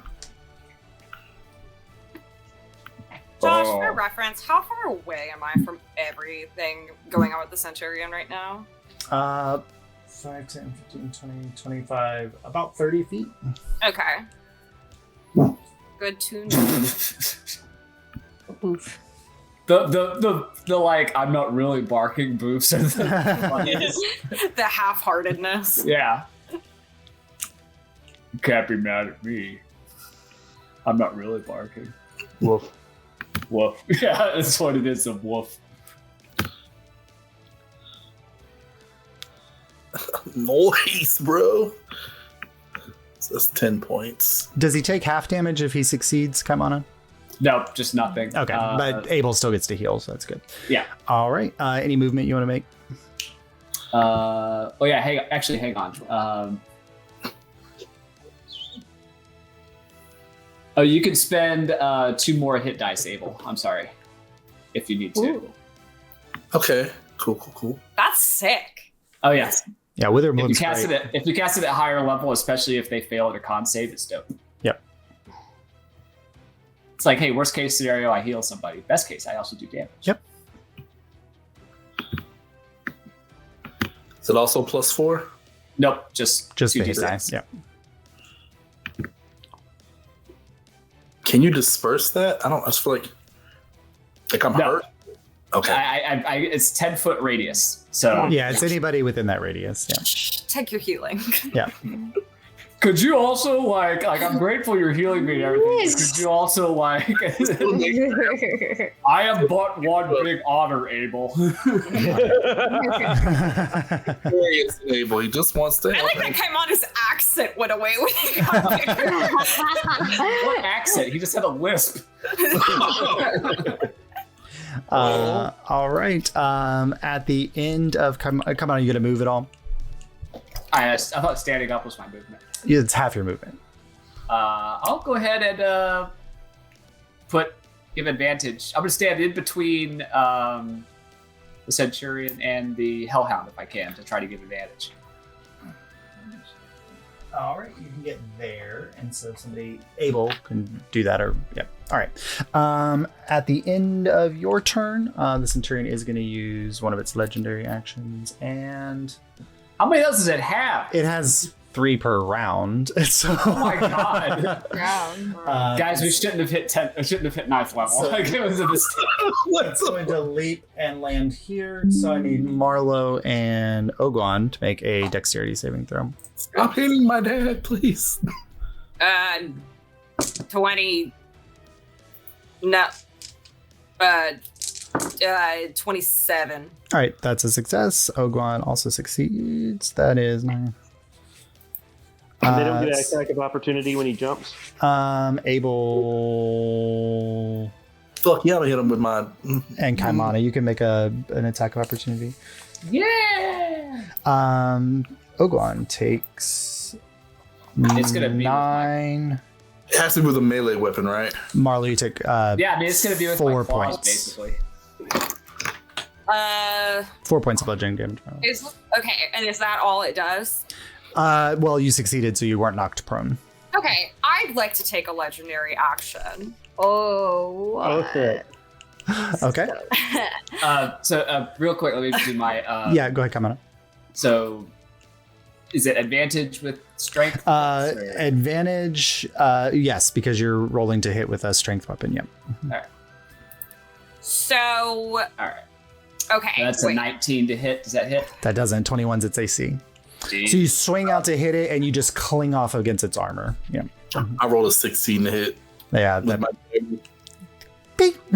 So, okay, can you scoot back over so I can see Yes. myself, if you wouldn't mind? Here you are facing off against the Centurion right here. Right. Okay, so I am just perfectly back in melee. Right?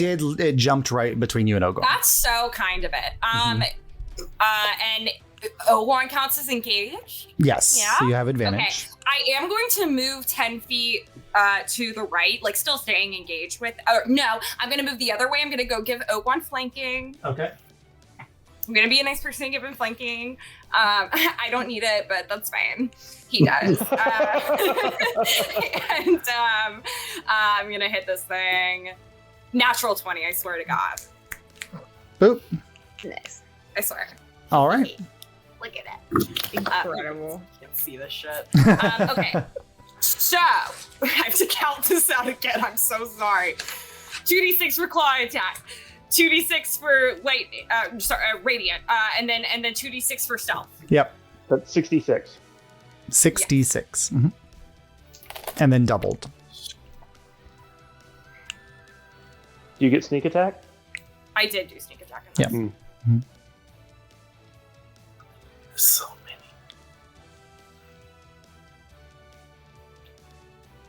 many. Nope.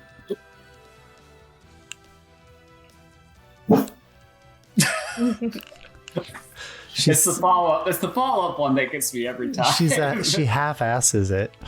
One away. 49 points. 49 points of damage. We were so close. You brought it. We were this close to greatness. All right. I know. Lame. I'm sorry.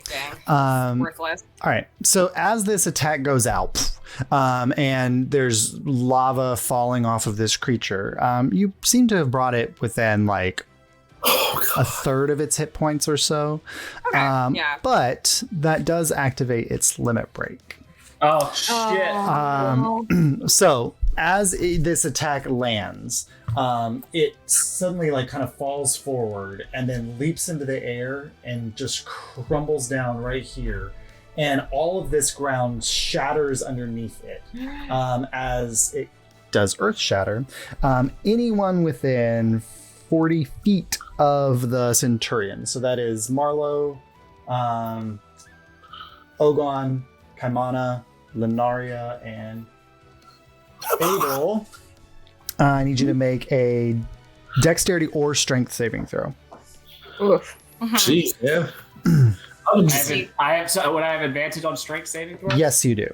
All right. Rolling out these dex saves for no. 27. All right, that succeeds. You jump out of the way and you do not like fall into any of the fissures or cracks. 19. 19, that is successful. You jump out of the way, but you will still take some damage. 16. A 16. That's a failure. So, Abel, you are knocked prone. I flash a genius +6. Okay, there you go. So, Abel is not knocked prone. But, so each of you who rolled half, so you take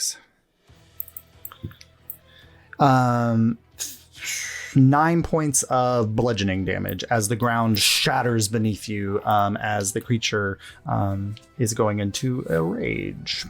Okay, this isn't gonna really do anything, but my limit break activates. He's gotta make a con save. He's gonna be fucking fine. 16. Oh. I think it's a 15. Hold on, it changed recently.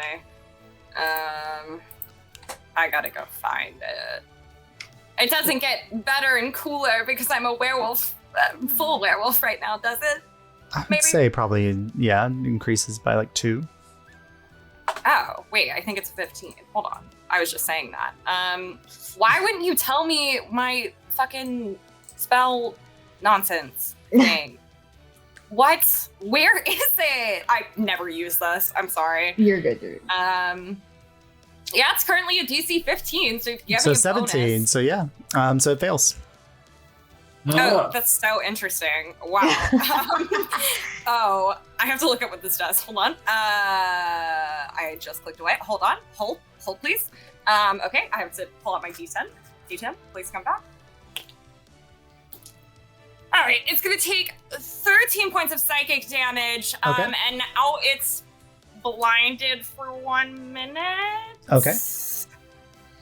It does have tremor sense, so if you move nearby it, it will be able to see you, though. And that's fine, Yep. but it can't know if we line up Right. for a charge. Right, yes. There we go. Mhm. Yeah. All right, Did good. Oban and Lenaria pass that? Oh, sorry. Ogwan Because he has inspiration still. did not, so let's see if the inspiration makes a difference. It does. I'm sorry. And then So he Lenaria... moved his inspiration. Lenaria, weirdly, natural 20, so she's good, too. Okay, so she can save her inspiration. But Cool. they take I'm the just damage. I'm keeping track of the inspiration. Yes, thank you. Already, like, been hit. Yeah, she has, Okay. but she's doing okay. Yeah. Good. All right. That takes us to Saurus. So you stand up from being knocked unconscious. And the bone thing is here right in front of me. Yes, it is. I'm going to pull some Shadow Veil threads, and no, it's not going to be. It makes a Constitution saving throw.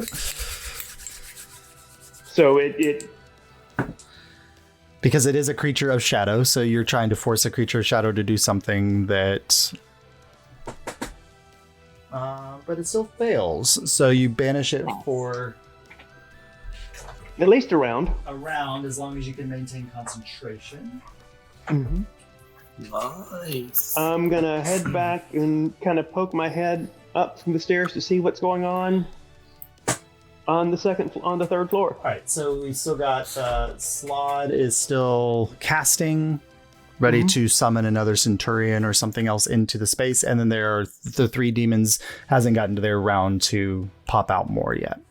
What did the Flaming Skull end up doing? So it looks like there is a scorch mark on the ground here, where it did release a fireball, and you do see like a smudge of a couple creatures in that vicinity. Victory. Okay. A win. Silhouettes on the wall. Just- How And far the away flaming is- here, I'll put the flaming skull is flying right here currently. There it is. Yeah. How far away is the slod from me? 5, 10, 15, 20, 30 feet. Okay, since I have 50, can I make it to the slod? You may. And so you charge over to the slot. Yes, Horus, get it. And bonus flurry of blows. Okay, go ahead and make your attack. All right, let me update a couple of things. Kill him. I think he probably has quite a few HP. Right, but first one is a dirty 20, That hits. and it's going to be a stunning strike. Okay, con save. Nice. +3 to con. Nope, he's stunned. Which interrupts his casting. It does. So his eyes were blacked out, and suddenly they clear, and he's looking at you now. And that's 11 damage. 11 points of damage to the slot. Okay. I am going to...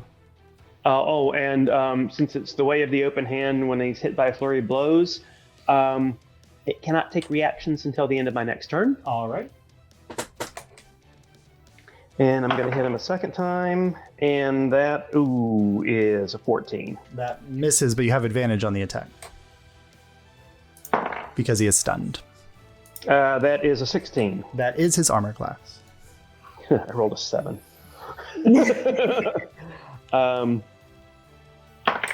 And that is going to be 11 in damage. Okay. And he needs to succeed a dexterity check or be knocked prone. He has disadvantage. That's a failure. He's knocked prone. Hell Nice. yeah. Nice. So if Alyria makes it up here, she can put some hurt on him. All right. Or she can heal me. Either way will help. Anything else?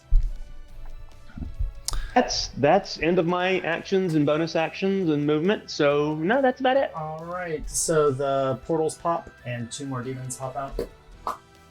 Jesus Christ. Yeah. And they only 2 of them can get into attack range with you, but they're going to make attacks. The first one misses. Second one misses. That is a 17 to hit. That's Nope. going to miss. And then the last one, that's a 20. 14 plus 6. Yep, Yeah, that 20. hits. Okay. So you take 9 points of slashing damage. Okay. All right. And then let's see. The ones downstairs are gonna attack Alyria. All right. So from downstairs, Saurus, you hear a yell as Alyria gets struck. Okay. Ooh. Okay. Oh no. And it was a painful scream. Oh no. All right, which then takes us to Abel. I don't like this. Here at the edge of the tower, Abel. Okay. There's nothing in here but dead Nuavians that I can see, but I heard the scream. There were demons that were heading upstairs, and so you saw like the tail end of a couple demons making their way upstairs. Okay. And how bad does the Centurion looks? It looks like it's seeping lava from many wounds and cuts. We got the Centurion. All right. Can I run as far and fast as I can up the Okay. to the top? So you can get to the bottom of the stairs on the first floor. If you use your action to also dash, you can get up to the second floor. I can't do that.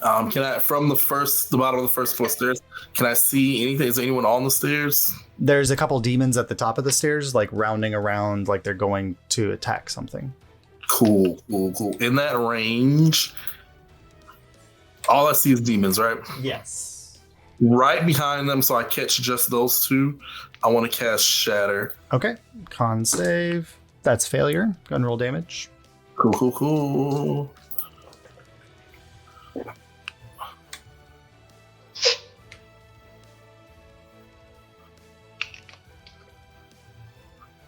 Did I roll 2 1s?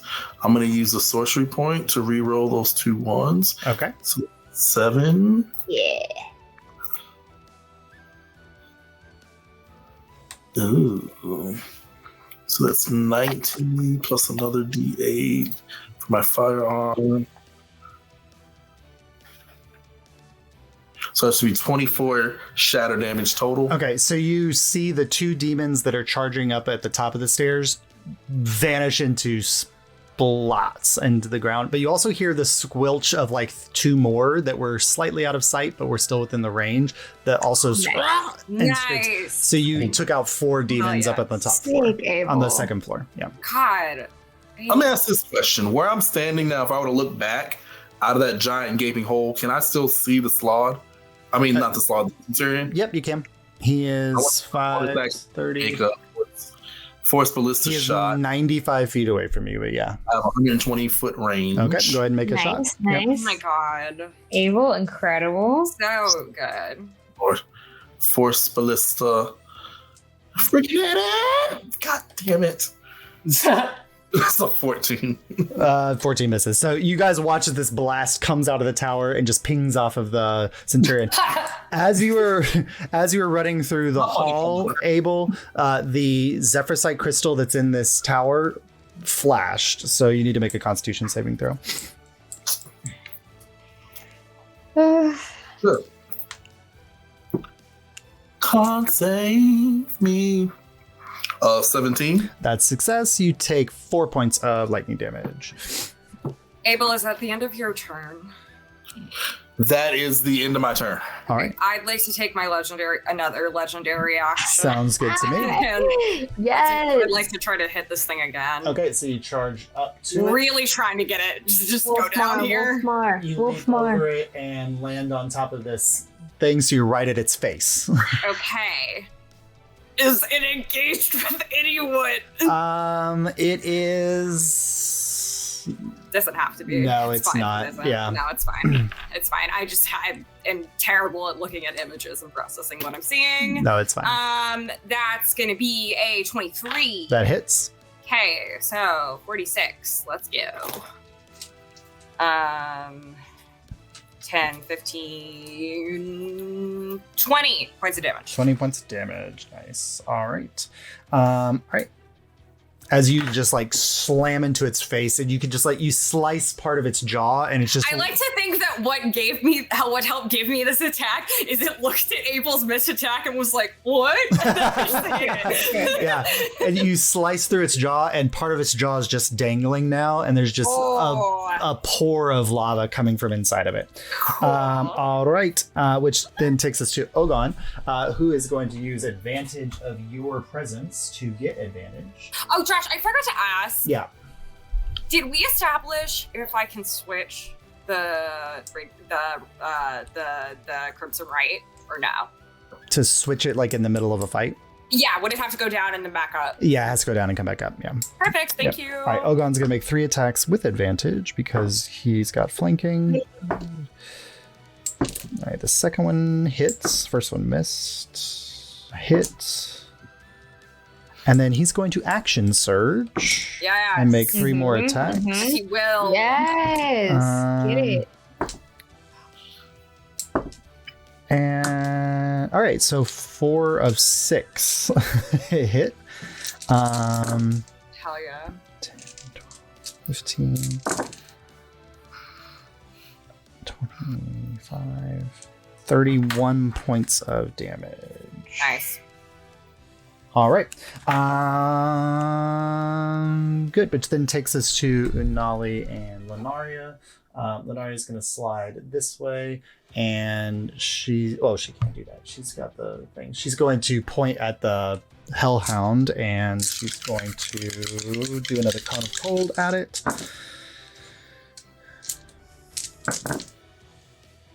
All right, so the Hellhound. Okay, cool. And then Unali. Well, where are you, Anali? Where did she go? There she goes.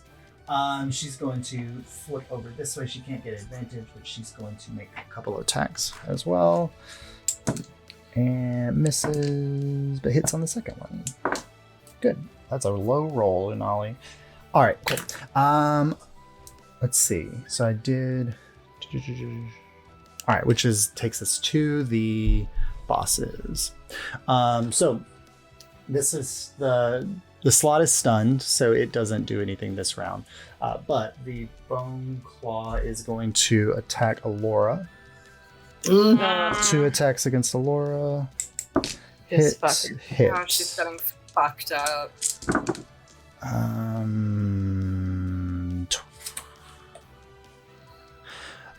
The sound that you hear from the tower is the scream of someone who has taken an attack of such great power that it is cut off in mid-scream.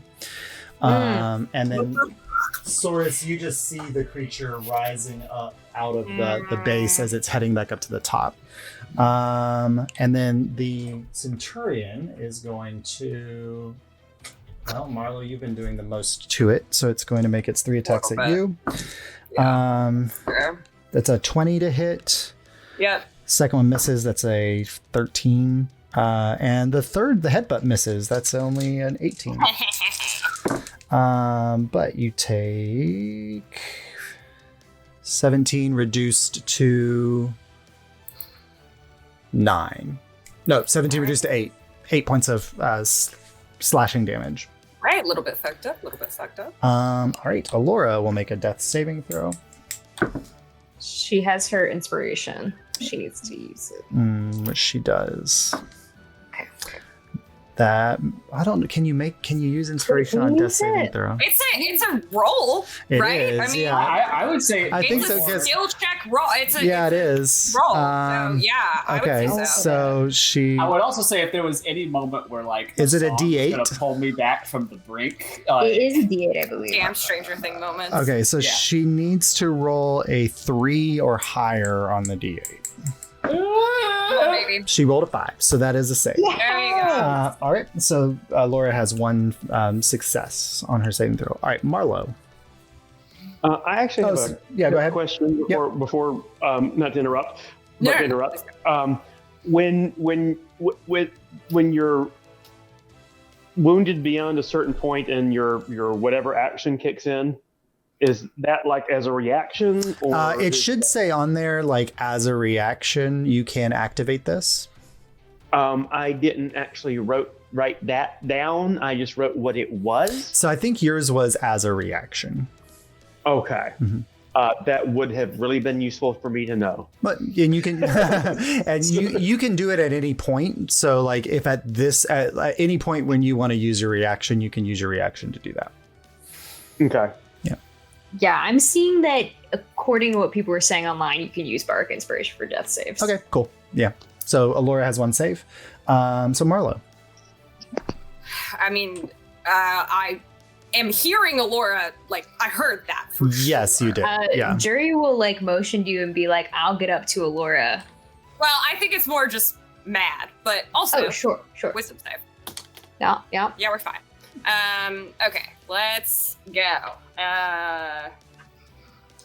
Now people are engaged with it. Yes, Ogon and Denali are both engaged with it. Fine. There we go. All right. 27 to hit. Yep.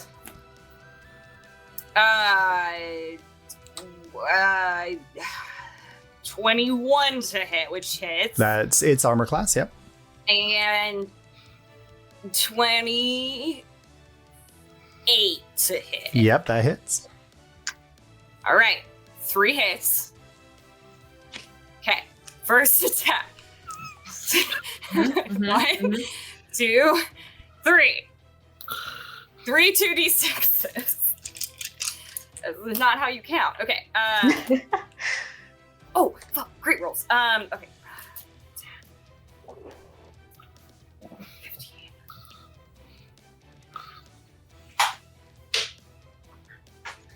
Okay. 29 damage on the first hit. Okay. And sneak attack is only once per round, yes? Yes.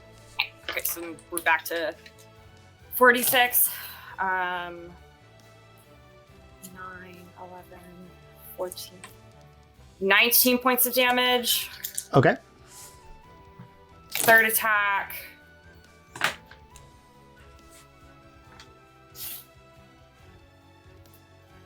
Um, 18 points of damage.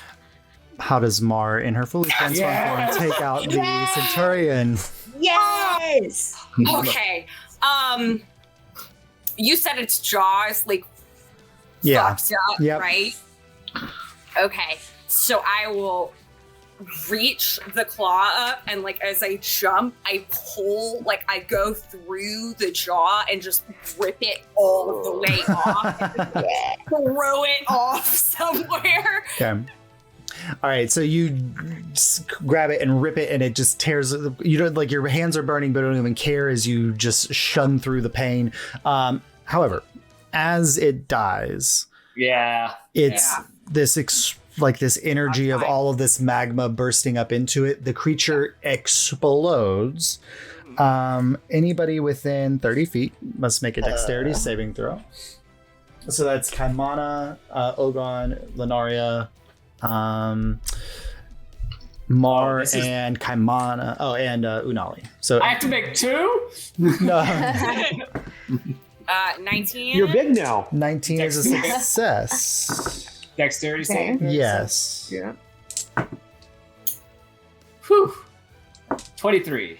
That's a success. Ogon, that's a fail. Lenaria, that's a fail. And Lenari has a Bardic Inspiration. That makes a it's, difference. okay, let's see if it does. No, but it was close. And then Unali has advantage. That's a success. So Kaimana and Unali and Marlowe, you take 18 points of fire damage as this creature explodes. Mar down. So is Oglon. Oh no. Oglon's down. Mars down. But there we go. All right. Which takes us to Jordan. You're in the tower. Shit. You heard the scream of Alyria coming up from the floor below you. Yeah. I'm gonna trust that Kaimana has the people down here, and I'm gonna go up to Alyria. Just shout it. Just shout at Kaimana. I'm like, Kaimana, heal whatever the hell is going on in there. Okay. Please take care of He that. didn't just see that and was like, Yeah. what do I do about this? You have to take care of everything on this floor Alright, because so- you're big now. Yeah, Alyria's down here. Thank God Mar was here to tell me what. Or thank God. Well, you Drew said was here tell to you me what to something. do. What do you mean tell you something? What am I supposed to tell you? What you did? You're right. Exactly. I mean, what else? What else? So I come up to Alyria. I see her on the ground. Uh-huh. Can I make it up to her? Yep. Okay. I will. I'll cure wounds her because she can do healing. Yep. So it will be useful to our cause. That's 23 health. 23 health. Nice. Damn. Okay. So she's Go healed. off, Jerry. Go off. So that was my cure wounds. Sweet. I have that marked down. And then she's here, so I'll give her inspiration. Okay, she's got that. And then if I have any movement left, I'll continue upstairs. Okay, I don't think I do. Make it to like part of the way up. Like you get to the Sure. point where you can see upstairs. You might not want to get too far because right at the head of the stairs is that Bone's Claw. So I don't it's mind. there. All right. Which then takes us to the Flame Skull. Okay. Who sees Source and goes, you. He releases a second fireball, which explodes here, just out of range of you, Juridian. But let's see, the Bone Claw makes a save, but takes some damage. Okay, cool. All right. Listen, Rob, I'll admit, it's a good idea. Yeah. No, it's kind of It's ball. great. It's It's kind of killing it right now. And then the Flame Skull's kind of moving around, and Does that do any damage to the crystal that they've been popping in through? Oh, let me see. Yes, it does. Nice. And the first one, let's see if the first one did as well. No, the first one did not. Okay, but you see like cracks beginning to form on the crystal. All right, Kaimana. All right. So can you pan back down? Thank you. So it's Oglon and who else? Ogon's Me. down here, and Marlowe's down here. And then there's a Okay. Hellhound still there. Okay. Does Wither and Bloom? Yes. It'll re-up you. Yep. Okay. So I'm gonna cast. Wither and Bloom. Hellhound failed. Okay. Yes. I was gonna say at 4th level. Yep, So Hellhound failed. The Hellhound takes I forgot the Hellhound was here. Oh, God. 16 points of So necrotic focused on the damage. Centurion. Okay, Yes. that ends the Hellhound because Nice. Yes, Kaimana. Lenar- Okay. Lenaria's So- cold blast earlier. So like you know the scene in like Fern Gully when like the seeds sprouting out of Hexus. Yeah. Like yeah, it's like that. Yeah. And so Mar, you get to heal for 4d6 plus the It's actually your hit die, Mar. So 4 of your hit die. 4 hit die plus 4. Yeah. Excuse me. Oh. 4 hit die plus 4. Oh my god. Yeah, so 4d8, I think. Whoa. That's crazy. Thank you. All right. Any movement, I- Kaimana? Oh, my D8. So I can't cast again, but can I move over to Oglon and attempt to stabilize it? So you can get there so that you can in the next round, but Assembly and Stabilize would be another action. Let me see if there's anything in my inventory. Hang on. That got me 27 points of Oh my healing. god, look at us. Wither and Heal Bloom's the squad. beast. Ew. The only, All right, the only danger of Wither and Bloom is once you run out of hit die, you die. So you Yeah. have to be really careful about who you use it on. Yeah. Oh. I am going to like station myself just like between Ogwon and any. I'm going to use any remaining movement that I have. So if some other danger shows up, I will stand between it and Ogwon. Good. All right. So with that in mind, there is no danger remaining that you can see within this space. So in the I don't like that. I don't like that. in the that next phrase. in the next little bit, who is planning on making their way into the tower to try to wipe out that? So Me. we say that in the next round, which I'm going to give 'Cause I Source an can- action on this, and Jury an action on this. You guys make your way into the tower space. Abel as well, or are you going to go to your dad? I'm gonna go to the tower space. You're already in the tower, so you're good. I mean, I'm gonna keep going up. Can I ask the question? Yeah. From what I know about Zephyrsight, is the Zephyrsight is charging the portals, right? Yes. So, do I know of a way to shut that down, or And you'd have to destroy the Zephyr site, or destroy the mechanism that is powering the portal that's connected to the Zephyr site. cool? And destroying the Zephyrsight charge that much might Cause an explosion. That's true. Yeah. Mhm. Mm. All right. Okay. All right. We've caused a couple. Come on. All right. So I've unleashed a flaming skull. What's a couple more explosions between friends? The law of averages Yeah. favors us. I say you do it. with that in mind, so what occurred on Marlowe and Abel's next round was movement, and then dealing with any demons that were standing in your way. So that Okay. just gets us to this point. So that gives Saurus and Jury a go, and then Kaimana, you can go ahead and bring Ogon back to life. However, you're going to do that. So we're just going to skip ahead to Saurus. Okay, I am for my action going to use my wholeness of body to Okay. heal for 27 points. All right. Because I needed that desperately. I am surrounded by. I've got One of the demons got taken out with the Zephyr site went, but you got one more demon on you there. Yeah. And then the slide at the end of this turn will be unstunned. but he's still prone. He's so- prone and stunned, so you have advantage on the so, attack against him. I am Ogwon going heals for 20 hit points. Awesome. Thank you. Nice. I'm going to flurry of blows, Okay. which is good because I rolled an 18 and a 2 with 18. advantage. 18 So hits. yeah, plus 9. So I'm going to stunning blow this one as well. Okay. And he automatically, no, he has disadvantage on con save. That's a failure. That's only a 13. Okay, so he's stunned for another turn, and I do 9 damage with that hit. Okay. I'm going to second flurry of blows since he's down. Another 18 plus 9, so Yep. that's 27. Yep. And that is going to do. Where is that die? Okay, that is going to be 7 Okay. in damage. Can I take my reaction now? Yes. Okay, so I am going to use my my special whatchamacallit thing. There Oh, you your go. limit break. Yeah, limit break. I'm going to do a roundhouse kick that creates a vortex.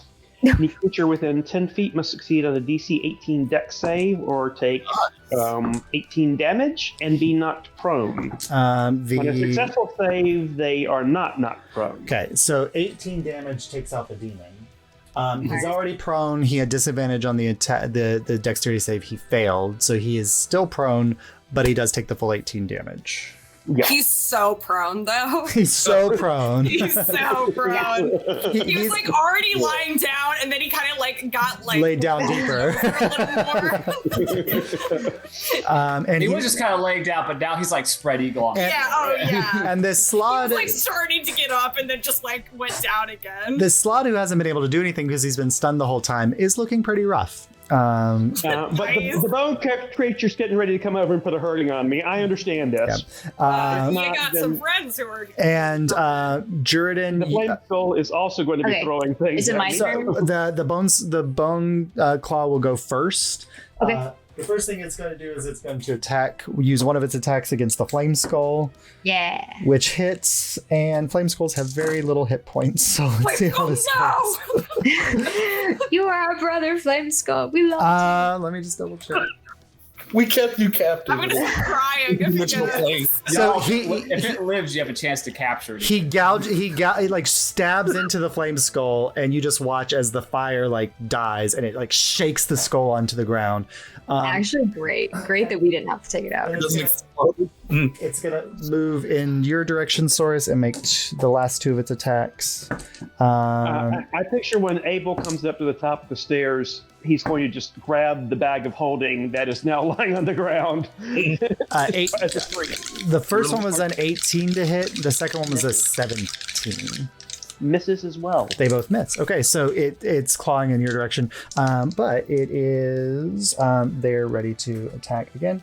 All right, now so this is when Juridan, you have your go, and then Abel and Marlo, you'll be charging up the stairs at this point. Okay. I'm gonna get into this room. What about Alyria? Alyria is gonna tend to her wounds for a round Okay. because she's still low. But she'll Go come in ahead the and- next round. yeah. I'm gonna head into this room. Okay. Because I don't know what's happening until I get up here. All right. So you got the bone claw and the slot on the ground there, and Here, and I'm like, towering over Shit. Saurus. from what we're fighting the other guys, does fire do anything to these guys, or does it seem like fire is not going to be the way to go here? You've never encountered a bone claw before, and it looks very different than the other ones. Like the other ones were clearly made of fire, and this one's not. So He's made of bone. All right, I'm His gonna try to hit both these fuckers with a fireball. okay, so you angle it in such a way so the dexterity save for the slot is an automatic is Y'all, a Dex disadvantage. He fails. The bone claw The slot also is fails. so fucked up. All right, let's roll 96, guys. Oh, Oh, there I we passed the go. high level, baby. Oh. We got a 44 on that. 44. Zoom so- and make concerning. The bard. scenes. So the slide, which has not been able to do anything because it was shut down by Saurus's like stuns for the entire like the last 3 rounds, is incinerated. We were so worried about this motherfucker. no, it's good to drink. He's just gone. I mean, Squad. it took 100 points of damage and it never got to do anything. And the fact that it was summoning something and we interrupted before it could succeed. That was Yes. to me the big victory. It's like, Yes. okay, it's going to have to start over, Yes. so we're not going to get another one of these giant, Yeah. insane things dropped. And on the bone claw's looking hurt. So Marlo, no, Abel first. Abel, as you're charging up the stairs, you see this explosion in the distance as Jury's fireball blows up, and you watch a slod just like turn into goo on the ground, and then this towering skeletal creature with its claws is You standing just there. hear Jury yell, "I'm tired of being an Atterfear." Yeah. and there's the bag of holding on the ground in front of you. You can snatch that up as you're walking as a free action. Resist the urge to rumble through it. All of my things. Oh, thank you.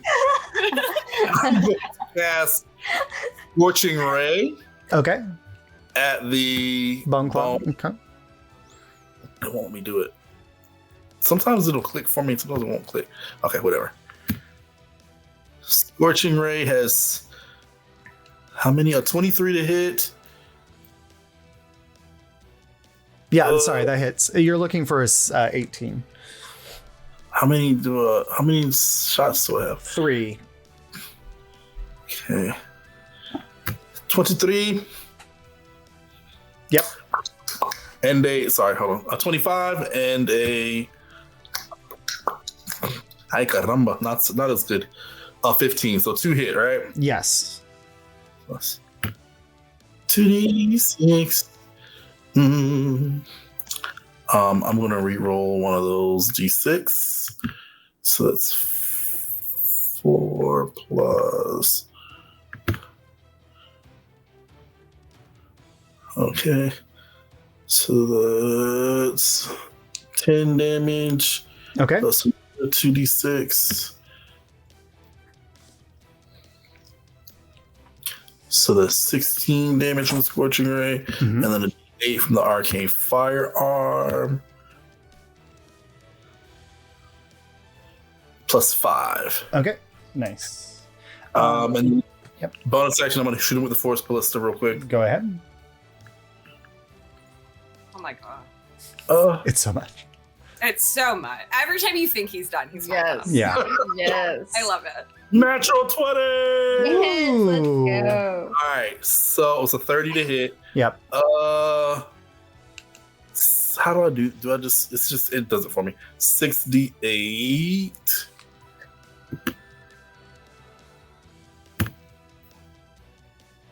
You hear all the dice when they roll. Mhm. Oh, they're still falling. What's virtual dice still falling? Okay, and yeah, I'm not gonna roll it. 68 plus another d8. 33 plus I mean, plus 5. So as Abel charges up the stairs, and you see this bone claw, which is about to stab many fingers into Saurus, who's already gone down once at its hands. You blast it from behind, and it turns and it faces you, and then you connect directly with its chest. How do you kill this bone claw? Yes! I'll just aim my Force Ballista and like shoot him right in the chest, and then carry him, and like it lifts him up off the ground and smacks him into the wall of the tower. Well, actually, he's at the edge of the tower where it's blown out, and so you blast him, and his body just thrown out 500 feet into the air, and as it's incinerated by your force blast, its dust just rains down the edge of the tower. bro, the fireworks finale. Yeah. Yeah. Right. Way better than Warren's. Started Yeah. with a falling Rakshasa. Yes. Rakasha. Thank you. Okay. Rakasha. What the hell is a Rakasha? I like just imagine Okay. all the commoners down in the street seeing this happen, just be like, ooh. Josh, Yes. it's my turn next. Yes. Can I just go kill this portal? Yes, you may. Okay, first I do have to do something. Just roll 3 I'm attack. fine on the wisdom Yeah, save. roll 3 attack rolls because you do enough damage that. Okay. Okay, she's gonna blow it up. No, because if she can destroy the portal device without destroying the Gotcha. Zephyrsite crystal. Yeah. Thank Okay. goodness. 21. That hits. Just roll another attack roll. Because you do enough damage to destroy them. 26. Yep, that hits. Nice. And a 22. 22. Yes, all 3 hits. So in the process, Marlowe destroys the portal as Abel's destroying the bone claw. And then to get to the place of conclusion. So hard fought battle, several of you falling and having to be brought back up. Several of you very close to falling. Alora, Ogon, almost losing very dear people in Abel's eyes. You make your way back down to the shattered and broken entrance hall here of the palace. And you look up as you watch a few risk breakers appear from the back, and they're assessing the space, and then they go into the tower. And then they come back out a moment later, and Yusef, the king, and a few others are on the second floor. They reappear. And the king is all of this, is it safe now? Is everything fine? And Alyria says, yes, brother, we took care of it. The Riskbreaker returns and speaks to Yusef.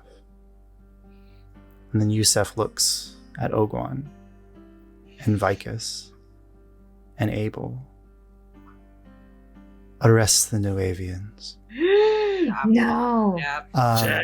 Ogwan touches his necklace and he says, it'll take a bigger man than you to do that. And you watch as the circular necklace at his neck glows, and suddenly out of this portal opens around Ogwan, and stepping out of it, you see a very tall woman. Braided dark and gray hair, a massive staff in her hands, dressed in very elaborate Nuavian style robes, and she steps forward as Orisha, Abel's mother, appears from the sending stone or the sending necklaces that Ogwan carries at his neck. And Yusef looks at her and says, Lunaria, deal with the lioness of Nuavia. Lunaria smiles. Even if all of the Archons were here, I don't think that we could take her ourselves. I think that Shit, mommy's home. if a man would like to play as king, then perhaps he should do it himself. And Lunaria steps back and joins the ticket takers, as everyone else does. And she throws out her mask, which is this beautiful gilded silver mask. And she throws it out into the space, and her Adranok appears, glaring down at Yusef. And Awesome. and she just turns to look at all of you and says, I think perhaps we might have worn out our welcome.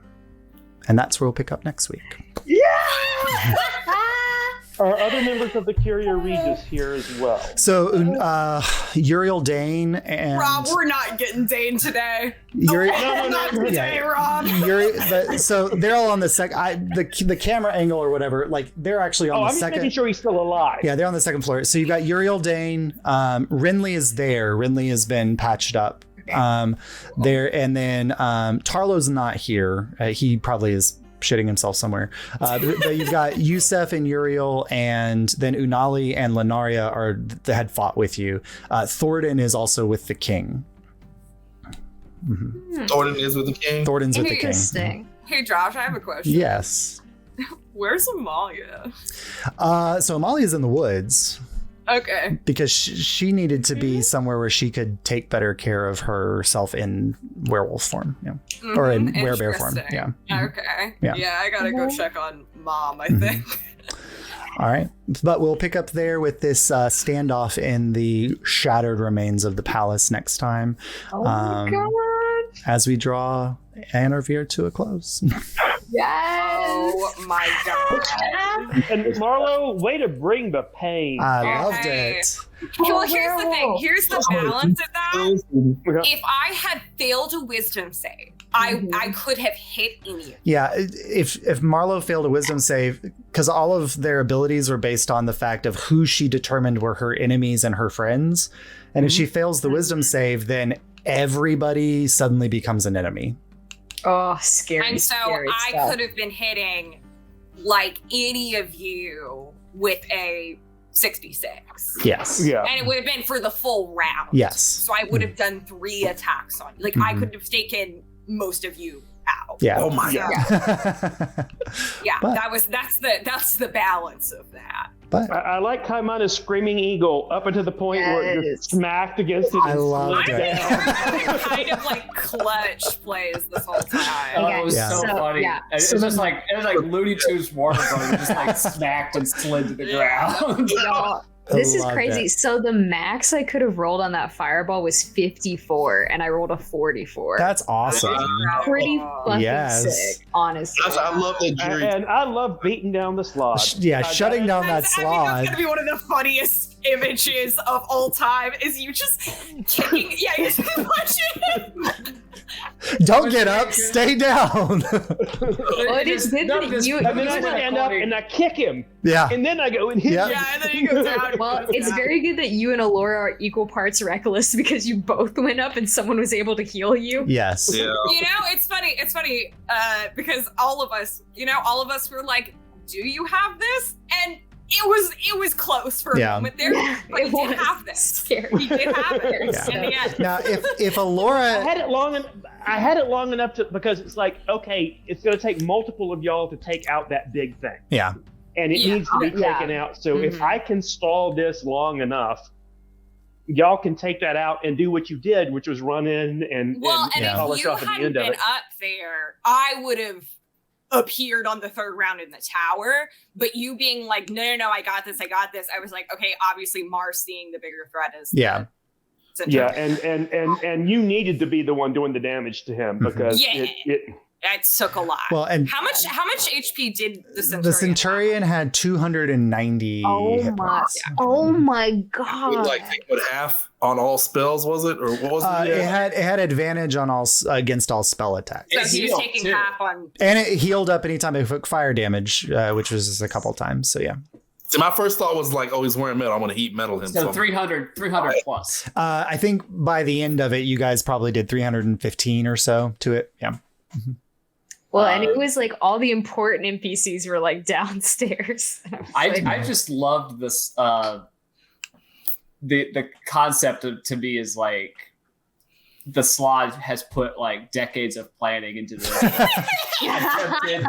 attempted takeover. The ticket takers haven't been in existence for more than like a month and a half, and like they show up out of nowhere. Like, this was not in my plans. Yeah, no. Which also happened to be the last thought that went through its head before it like was pounded into the pavement. Yeah, it was clearly an assassination attempt that did not, because he knew that they would take the king to a safe location, and then so releasing the siege breaker to break into that location, but you all kept the siege breaker's attention long enough to prevent that from happening. So one day when they make this into its own animated series, it's a big fight.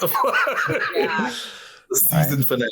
Yeah. It definitely had the vibe of like cut off in the middle of monologuing and then just a paste on the floor. Yes. Yeah. He didn't even get a chance to monologue. He was stunned for No, he was 3 rounds. This really dramatic, like, Yeah. you know, Yeah. speaking Ooga in booga, tongues ooga and booga. stuff, and then just gets punched in the face. Just repeatedly. Knock him over. He gets up, knock him over again. Just playing him like a bowling pin, dude. Have you ever seen the movie Wizards by Ralph Bakshi? Yeah. Oh, I know where you're going with this. There's a confrontation at the end between the big bad and the hero avatar wizard and their brothers, or half brothers. And the evil brother is like summoning darkness and the clouds are coming, and then Avatar does something and just takes him out in one shot. And it just all stops. Yeah.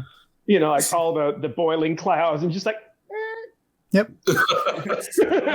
Indiana Jones scene where the guy with the swords is like, just All shoot. right, good night, y'all. Nah, if Alyria had listened to Saurus, Saurus would have died.